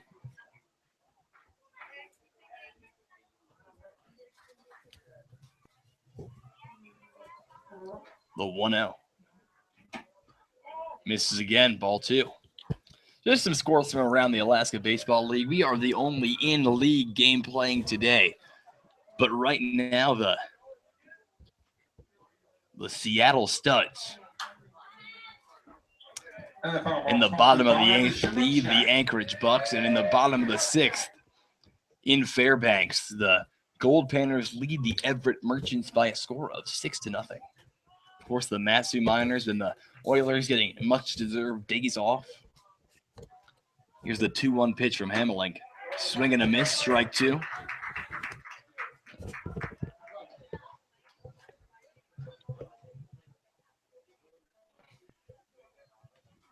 Top of the 7th, 1 out. The count, 2 balls, 2 strikes. And he got him. Another strikeout for Lucas Hamelink. We'll call that his 7th of the day. Now batting for the Pilots, number 6, Luke Hamblin. So now the batter is Luke Hamblin. Hamblin so far today, 1 for 3. He had a triple. Hamelink's first pitch is knocked back. Left field, under it is Caden Owens. Makes the grab for the 2nd out of the inning. Or check that, the 3rd out of the inning. I am off today, slightly with some information, but nonetheless, the Chinooks take no days off. Ladies and gentlemen, this is what we call. And we're going to head into the bottom of the 7th inning. The Chinooks will see Ferrudo, Staudinger, Holt, Davis.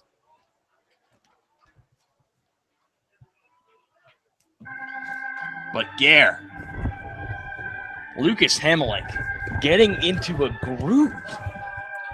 Yeah, he's only thrown about 85 pitches so far tonight, so he could easily go another inning. And the big key is, I mean, he's done a lot of it. I mean, it's been between him and the batters. He's struck out 7, and you throw out the first inning, and he has a tremendous unbelievable game, yeah. Absolutely. And like you said, Garrett, like even the runs allowed in the first inning were not earned runs. Yeah. So Hamelink helping out the old earned run average here tonight, and the Chinooks team ERA still killing it. Yeah, they are actually 3rd in the league in ERA at 194 coming into play today. Now, the Pilots, they were 2nd to the Matsu Miners with a 176, but they have a couple of earned runs tagged to them, so that will just go up a little bit. So the 2 of the 6 are earned for the Glacier Pilots, and the Miners. They're pitching ridiculously at 1.22. This is their team ERA, and they're really starting to come around with the bats at 2.63. Absolutely. Got a couple of days off to get their guys from TCU aboard too. Woo! Yeah, Connor Wanhanen, great friend of Travis Stone, will be coming in. He was the Big 12 Freshman of the Year for the Texas Christian Horned Frogs. But into the bottom of the 7th inning we go. The first batter will be Matt Ferrudo. Ferrudo has only had a pair of triples on the day, driving in 3 runs. That's it. The first pitch to Ferrudo, fouled down the right field line, out of play. Only way to cap that off is to going up and out of here. Absolutely.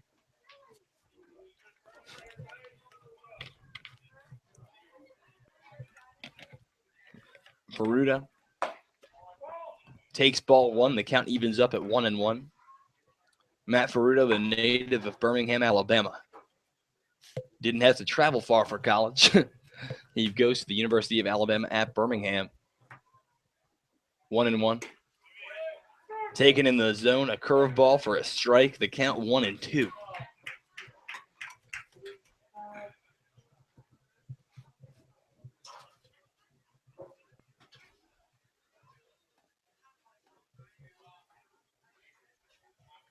The 1-2 pitch to Ferrudo, way outside there. Ball 2. The count 2-2 now. And what's going on with the Anchorage Bucks? They trail 3-1 to the Seattle Studs tonight. Games in the 9th inning, they just cannot get any traction. Especially with that loaded roster. It's so surprising. Very talented team. And a curveball misses again.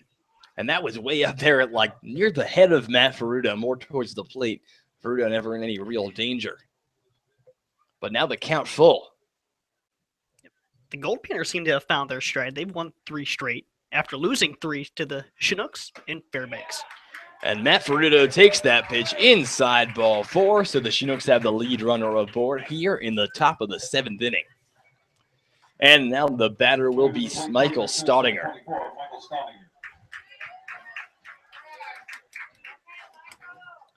Staud's on the day. 0 for 3. He struck out his last time up.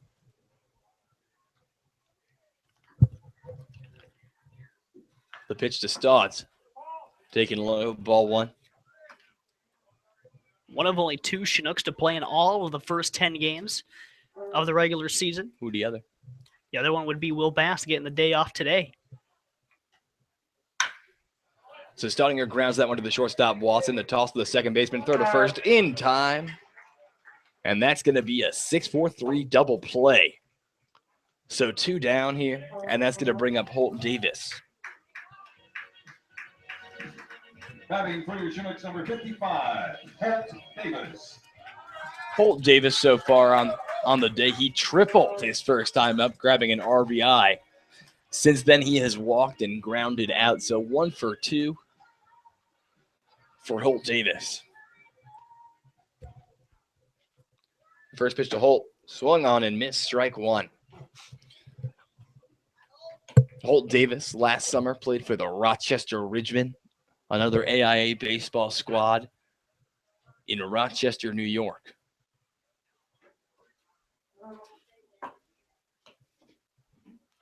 One of a couple of guys on this team who've played for either Xenia or Rochester before. I know Will Bass played alongside of Holt at Rochester last summer. Jordan Vieira was a former player at Rochester as well.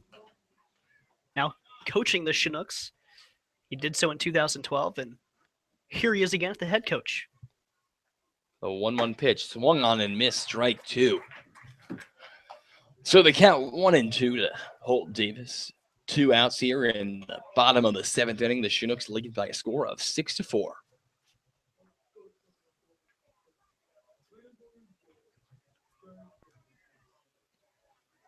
The 1-2 pitch. And Holt Davis grounds that one to the second baseman, the throw to first in time, dug out of the dirt there. And that is going to retire the Chinooks in the 7th. But the Chinooks still lead Your Chinooks 6. by a score of 6-4. We will be right back here with you after a break. You are listening to Chinooks Radio. Circle this on your Chinooks calendar this Sunday. It's Military Appreciation Night.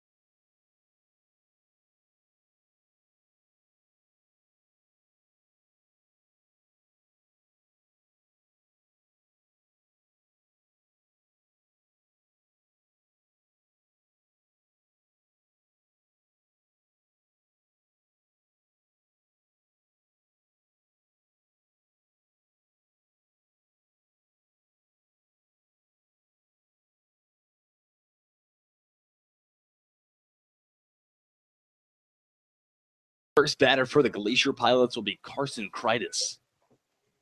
Kreitis on the day.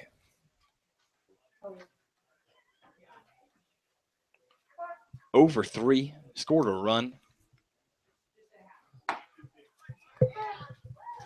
And that's taken in there for a called strike. And Lucas Hamelink just painted the corner there.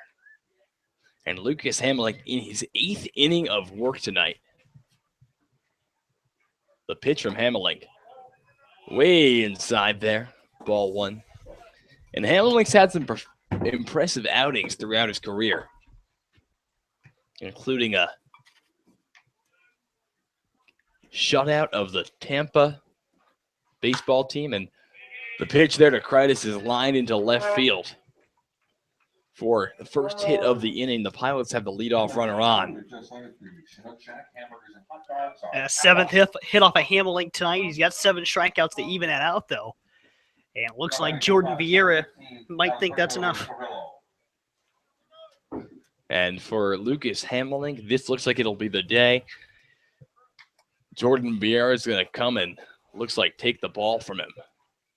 Shakes his hand, takes the ball, and an impressive outing by Lucas Hamelink.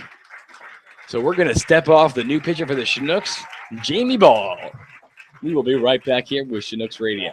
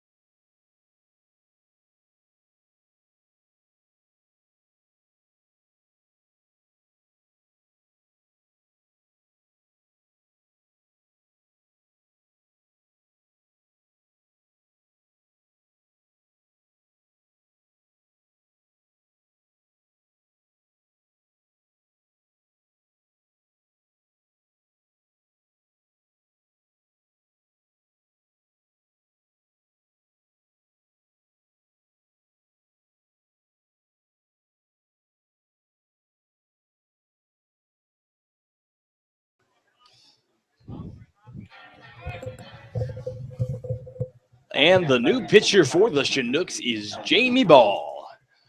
And the first batter that Jamie Ball is going to see tonight, Alberto Carrillo, out of the University of Southern California. Garrett enlightened me the other day on the fact that the University of Southern California has produced more major leaguers than any other college.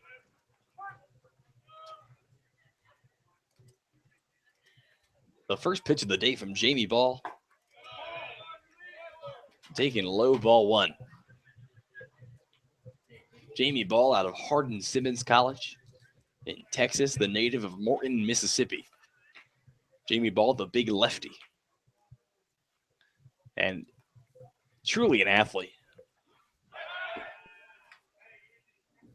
Ball checks back to Michael Staudinger there at first. Keeping Carson Kreides at pace. And Jamie Ball, the pitch, and that's outside, ball two.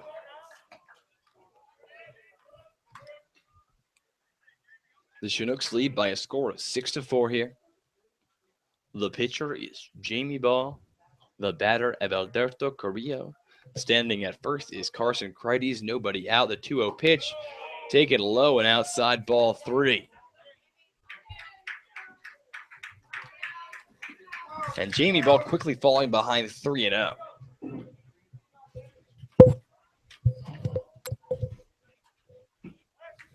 The pitch from Ball. And that's a ball, and that's going to get right past the glove of Andrew Mogg. So Jamie Ball walks him on 4 pitches there. And in the bullpen working for the Chinooks, we have Travis Stone. And Jordan Vieira is coming out right here to talk to Jamie Ball. And quick conversation. We'll see if he takes the ball from him.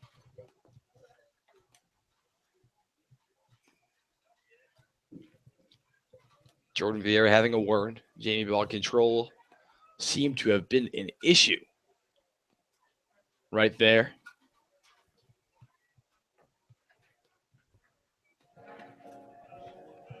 And Travis Stone looks from the bullpen, waiting to see if he gets the call. But Jordan Vieira is going to leave him out there for another batter at least.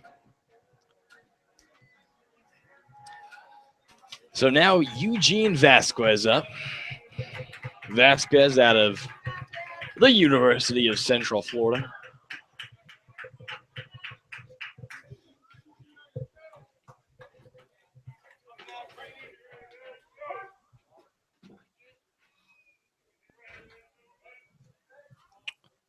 So Jamie Ball with runners on first and second. Nobody out here. Top 8. The score 6-4 in favor of the Chinooks.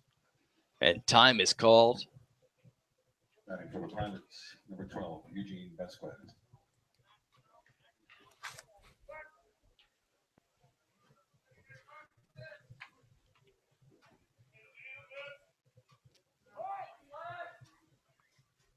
And the first pitch of the at-bat from Jamie Ball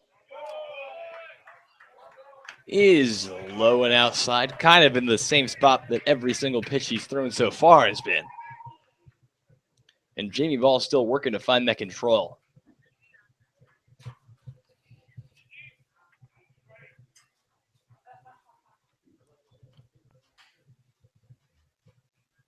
Jamie's pitch. In there for a called strike. The breaking ball from Jamie Ball.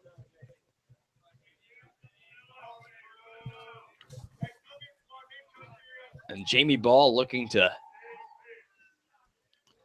hold the Chinook lead here. The Chinook 6 runs on 7 hits. The pitch from Ball. And that's taken on the outside, ball 2.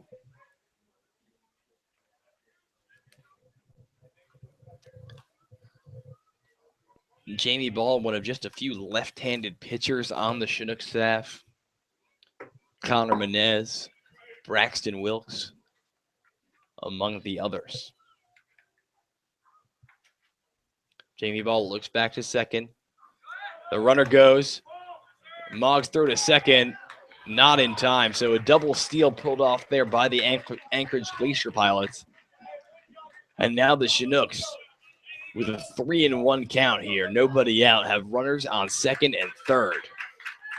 Big spot here. That puts the tying run and scoring position for the Glacier Pilots. Still nobody out in this inning. And Jamie Ball working himself into trouble here. And it's going to be a big pitch. Definitely a hitter's count here for Eugene Vasquez. Jamie Ball's pitch. Taking high, ball 4. And that's going to be it for Jamie Ball. And we're going to step aside. The Chinooks leave the bases loaded. Nobody out, and the new pitcher will be Travis Stone. You are listening to Chinooks Radio. We will be right back.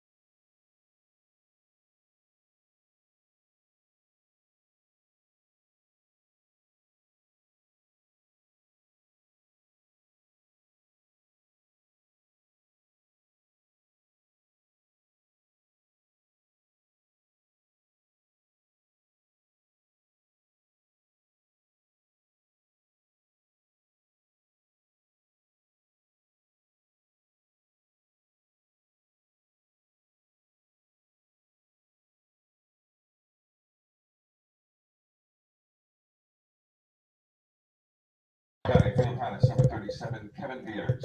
And now Kevin Veers will be the batter for the Pilots, the first to face new Chinook pitcher Travis Stone.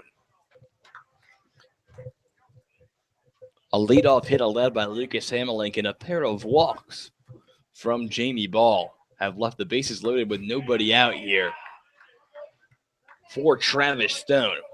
Travis Stone's first pitch, ball 1. And the Chinooks desperately in need of something here. The go-ahead run on first. And that is fouled back by Kevin Veers right into the press box. And as Ty Beck goes to get the ball, we will see. You know, Garrett, I think they're out for your camera, man. They're out for your webcam. They could very well be, but it's holding strong. So Travis Stone with the count at 1-1. The pitch. And that is hit into center field. Dave Morton back. Makes the grab in center, but the runners tag up into score. Carson Crides. And the Pilots have one step closer to tying this game up here. Now 1 out, runners at the corners. 21, Kyle Watson. And the batter will be Kyle Watson. Watson on the day, singled his first time up, struck out his last time up, also flew out to first. So 1 for 3 on the day. Watson out of Ole Miss. The first pitch from Travis Stone. In there for a called strike 1. Travis Stone spent his last season at Stephen F. Austin State University in Texas. He'll be moving to Weatherford College for this upcoming season. Stone's pitch. Just misses on the outside, ball 1. The Chinooks trying to hold their lead here. And that run is going to be charged to Lucas Hamelink, if I'm not mistaken, Gare. I believe it will. So that ends the Chinooks scoreless or inning streak without an earned run. Now the count 1-2. Catcher's indifference there. Advanced Eugene Vasquez. And that pitch inside, ball 2. So the count 2-2. And Travis Stone trying to get the Chinooks out of a jam with the go-ahead run standing at second base. Travis Stone's pitch. Swung on and missed, strike 3. Kyle Watson down swinging. Travis Stone. And now Travis Stone with 2 outs here. What more can you say about him coming in quite a few situations like this, working his 3rd ball game, or actually working his 6th ball game? Wow, really leading the Chinooks in appearances. He does have a win and a save to go with it, but it seems like every time he's on the mound, he's in a situation like this, and he is Houdiniing his way out of all of them. So now 2 down. The batter will be Joe Wainhouse. Joe Wainhouse, the designated hitter today, a big, big, big guy. Wainhouse, the first pitch to Wainhouse is popped up. Foul. Out of play. So Travis Stone ahead in the count 0-1. Travis Stone, so far in me and Garrett's journeys along the Alaskan Baseball League this season, the only submarine-style pitcher that we have seen. And I would figure probably the only one that we're going to see. At least this year. At least this year. Can't forget Lance Phillips of Arkansas last year and the year before. Yeah. And Travis Stone throws it in there for a called strike, too. But yeah, no, just this year, as I can only speak for what I have been a part of. Of course, Garrett, a seasoned vet. So 0-2. Travis Stone trying to wiggle his way out of a jam here. The 0-2 pitch to Joe Wainhouse is taken low, ball 1. And Travis Stone.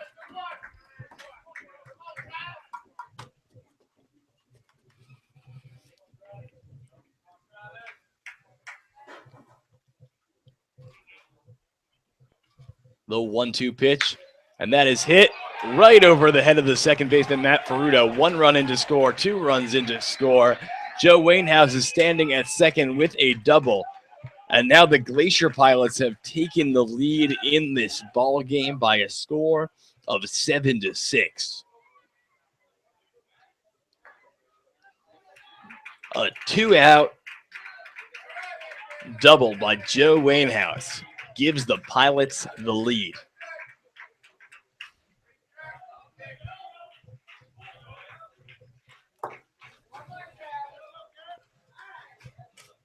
And that, not what Travis Stone wanted, but that's the calculated risk that you're going to get pretty much anytime you come into the situations that he constantly has to come into.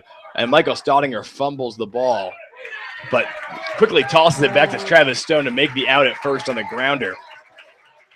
So as we head into the bottom of the 8th inning, the Chinooks trail by a score of 7-6 to the Anchorage Glacier Pilots, but the Chinooks are going to give it everything they got here in the bottom of the 8th inning to try to pick up their 9th consecutive victory.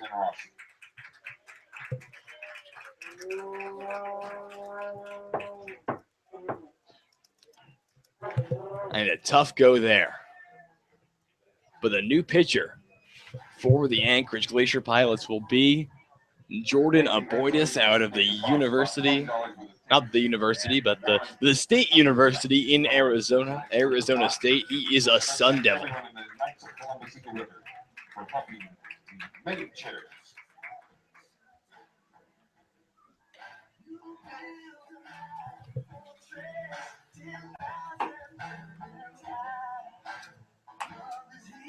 As Jordan Aboitis warms up, we're going to step off for just a second. You are listening to Chinooks Radio.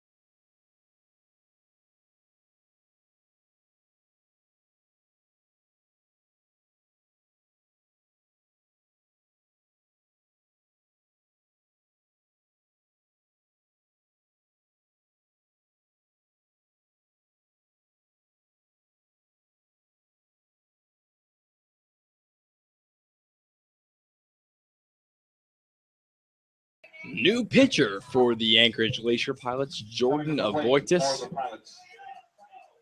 Number 10.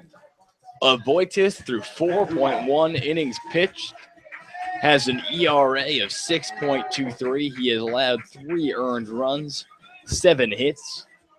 He's struck out 1 and walked 1 over 4.1 innings of work. His ERA is the highest on the Pilots team, and the first to try to make that ERA maybe just a little bit higher will be Andrew Mogg, the catcher out of Virginia Tech. The first pitch to Moggy. Taken in there for a called strike.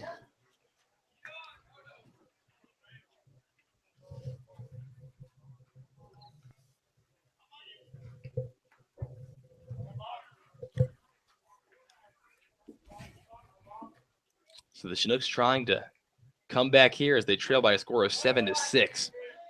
And Mogg takes their ball. As famous Dave Morton trots to grab the ball there, tosses it back to Ty Beck, who fights for it, but Braxton Wilkes ends up making the catch on the out-of-play ball. But they count 1-1 to Andrew Mogg. The pitch. Curveball taken for a strike. And now the count is 1-2.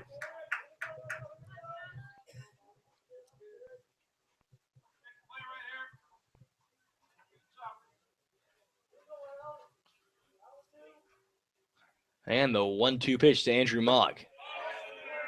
Taken on the outside ball, too, and that was very, very close.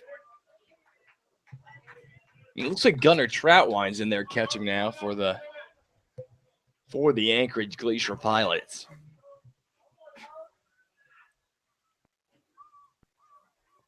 The pitch from Avoitis, 2-2. Swung on and missed strike 3 by Andrew Mogg, and dropped third strike rule in effect, but Gunnar Troutwine whips that over to first base to make the first out of the inning. So now the batter will be famous Dave Morton. Now batting for the Chinooks, number 5, Dave Morton. Dave Morton over 3 on the day. He advanced to second his last time up on an error. Dave Morton came into this game 4 for 11. So now at 4 for 14, but he's trying to up that average right here. The first pitch to Morton taken low and outside, ball 1. Morton out of Xavier, the pride of Cincinnati, Ohio. A very, very likable guy on this Chinooks team. The 1-0 pitch to famous Dave. Big hack, swing and a miss. And Morton did not look happy at that swing right there. On deck right now is Hunter Hanks.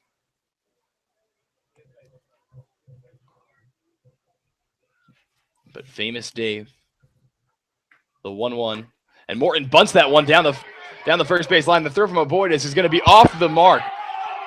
But they're saying that he got him at first base, and Jordan Vieira is sprinting out there to talk to the umpire because that call absolutely is incorrect. There's no possible way. And we have a great angle here from the press box, and I'm telling you now that he was safe at first base. And it looked like the throw easily pulled him off the bag and just wasn't there. But let's see what they decide to do. They might ask for some help from the other umpires. Maybe not, but we'll see.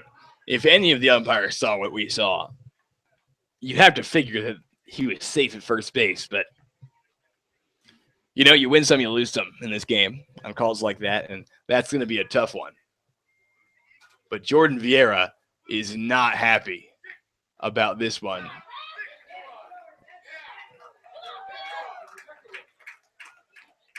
And no appeal from the first base umpire to his other umpire. So Dave Morton is going to be called out at first base on an absolute. The Chinooks getting robbed of a base hit in such an important situation where that bunt from Dave Morton could have really helped them out. But now the batter is Hunter Hanks. Hunter Hanks on the day, hitless.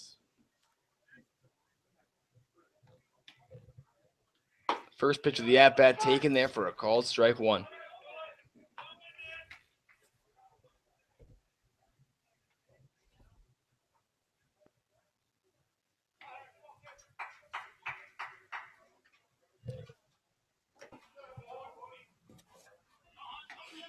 So And, the Chinooks have 4 outs. They muster up at least 1 run to keep this one going.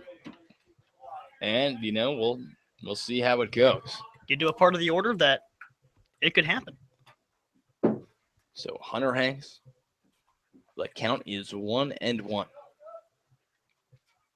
The pitch, and that is driven right into the glove of the shortstop, Kyle Watson. He makes the grab for the third out of the inning. So Hunter Hanks makes some great contact there, but no cigar for the Chinooks in the bottom of the 8th as Dave Morton gets cheated on a terrible call. It's like I'm just going to go full on, call it how I see it. But we're going to step off for a second as we head into the 9th. You are listening to Chinooks Radio.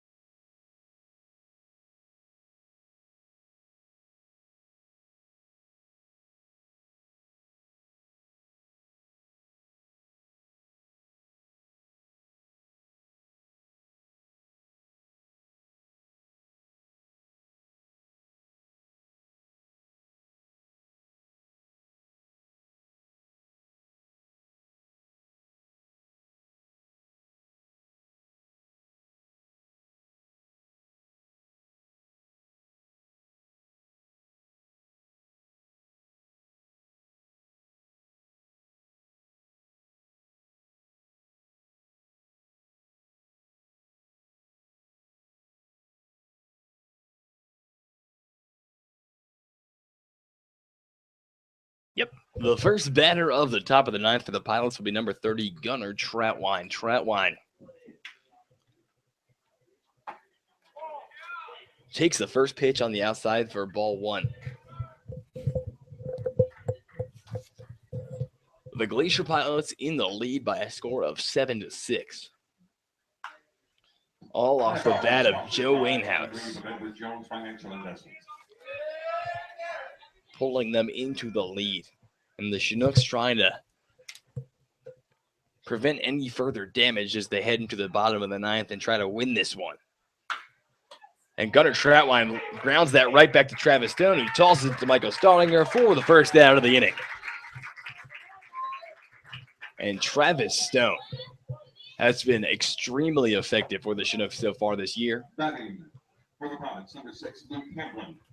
So now it'll be Luke Hamblin. Luke Hamblin on the day has a triple to his name.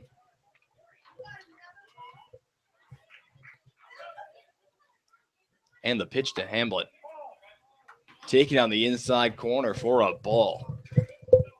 Hamblin 1 for 4.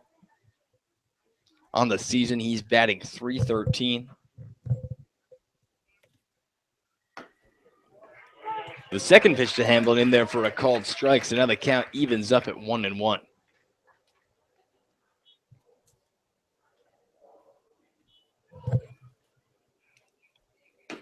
Swing and a miss on the pitch there from Travis Stone.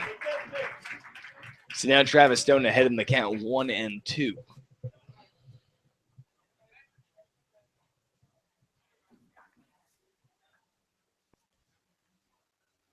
And the pitch. Ooh, just missed there. He's trying to get onto that outside corner, just seeing how far out he can go. Good looking pitch from Stone. Stone, the collegiate teammate of Foxy Boxy and Grant Page. That's Stephen F. Austin, but those boys may be all going their separate ways. As Stone headed to Weatherford. Stone's pitch missed on the outside, so ball 3. Still a full count here on Luke Hamblin. Probably the most dangerous hitter in the lineup. And Hamblin, as I say that, lines one right up the middle. Into center field, Dave Morton relays it back, but that's going to be the first hit of the inning for the Anchorage Glacier Pilots. So now Carson Cradis to the plate. Cradis on the day, 1 for 4. He scored 2 of the Glacier Pilots' 7 runs. 4 spot in the first, a 3 spot in the 8th. All it takes. That'll do it. The pitch from Travis Stone swung on and missed. Strike 1.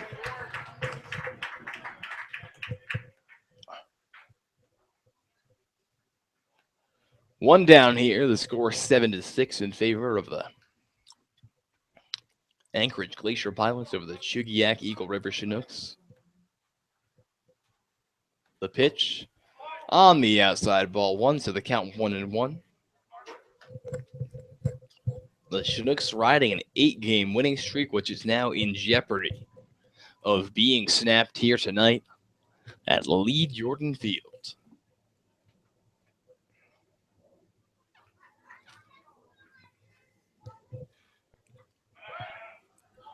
And the pickoff move from Travis Stone sails past Michael Staudinger, rounding second and going to third now was Luke Hamblin. So an error at first base by Michael Staudinger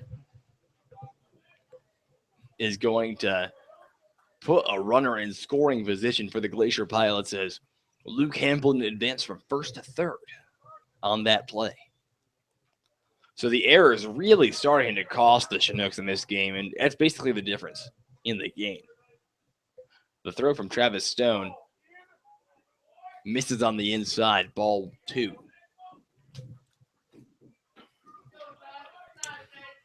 So 1 down, runner on third. They count 2-1. And the pitch in there for a called strike.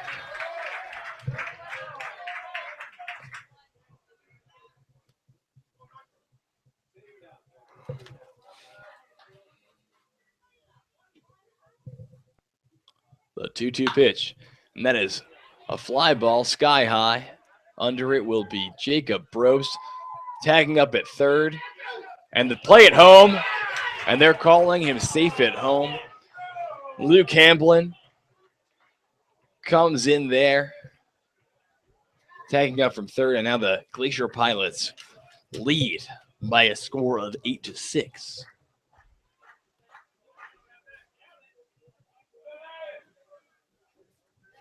Batting for the Pilots, number 15, Alberto Carrillo. And now Alberto Carrillo will be the batter. The first pitch to Carrillo. Fouled off down the right field line. Definitely going to make things tough here for the Chinooks batting in the bottom of this inning, or at least it's going to make it a taller task. 2 runs off a stout bullpen. The pitch from Stone, swing and a miss. Strike 2.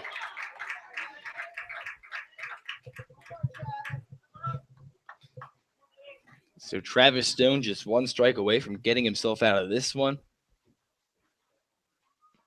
The pitch in there for a called strike, 3 side retired.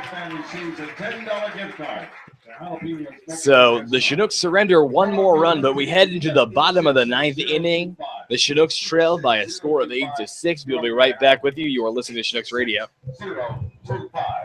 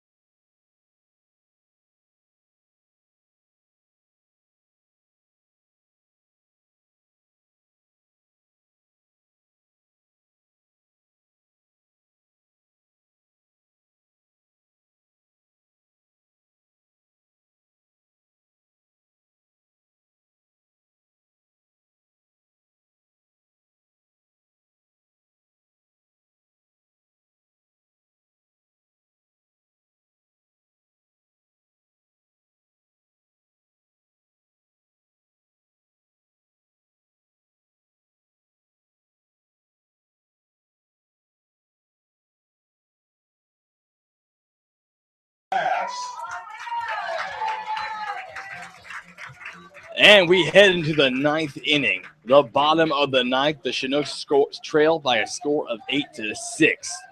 The new pitcher for the Anchorage Glacier Pilots trying to close out this one will be Wes Judish out of the University of San Diego, and pinch hitting in the 9-hole here will be Will Bass, extending Will Bass's games played streak. He has played in every game this season. The first pitch to Will Bass, that's going to be a line drive right into the glove of the center fielder. So 1 out quickly here in the bottom of the ninth inning. The Chinooks 2 runs away from having their winning streak snapped.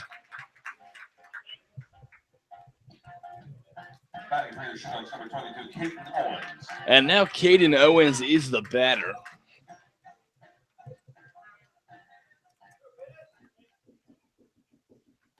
The pitch to Owens, and Owens fouls that one way back.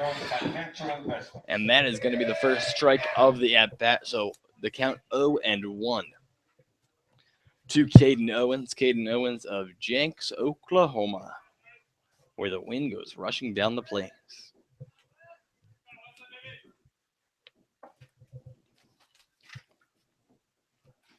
And the 0-1 pitch to Caden Owens coming here. Taken high and outside, ball 1. So the count evens up at 1-1 on Caden Owens.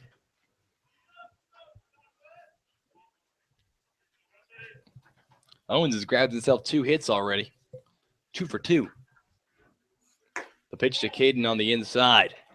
And that brings the count to 2-1.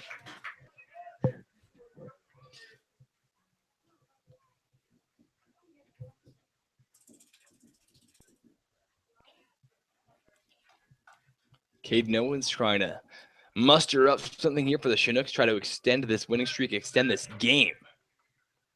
The pitch. And that's taken on the inside, ball 3. Owens doing everything he can in a very good hitter's count.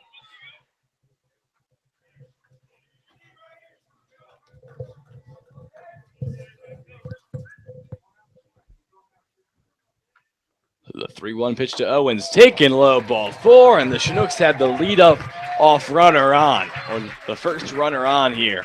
And now Jacob Brope steps up to the plate, and he will represent the tying run in this game. Brope's on the day is 1 for 4. He struck out twice, singled, and came around to score, and flew out to center. Brope's out of the Ohio State University. The first pitch to Jake, and that's grounded to the third baseman. The throw to second in time. The throw to first also in time, and that's the ball game, folks. The Chinooks' 8-game winning streak has been snapped at the hands of the Anchorage Glacier Pilots, but bravo to the Chinooks over the last 9 games, even tonight having a chance to win. And Garrett, I think that even in a loss, we can say that the Chinooks are still probably, mustering up energy and attention, and the feeling around this fan base is something that hasn't been seen in Shugiak before. Yeah, absolutely. And, been talked about an awful lot and getting a lot of attention here in South Central Alaska, as well as this Athletes in Action team is just playing out of this world baseball. And, so what, they drop one tonight. Tomorrow, they have a big one with the Matsu Miners coming in. They're still tied for first place at the moment, coming in a half game ahead. And the Chinooks will have a big test in the Matsu Miners tomorrow. And a team that is hungry and has a couple of days off and is well rested. And the Chinooks in a 11-game span and now have gone through a few of those already. Exactly, and beating the Matsu Miners is going to be something that's going to be so important for the Chinooks' success this season. I mean, as much as they've dominated the Anchorage Bucks and the Alaska Gold Panthers and really had those 2 teams' numbers, those aren't the teams that you're going to be seeing in the majority of your games played if you're a Chinook. You're going to be seeing the Anchorage Glacier Pilots and the Matsu Miners, and and as you look into the upcoming schedule, it really becomes apparent that those are the teams that we're going to be seeing a lot But your final tonight, this evening from Lee Jordan Field in Chugiak, Alaska. The Anchorage Glacier Pilots 8, the Chugiak Eagle River Chinooks 6. I am Andrew Alex. He is Garrett Mansfield. Thank you for listening to our broadcast this evening. We hope to see you back here tomorrow as the rival Matsu Miners make the trip from the Valley to Lee Jordan Field in the first of a 2-game set. From the top of the world to wherever you may be tonight, good night.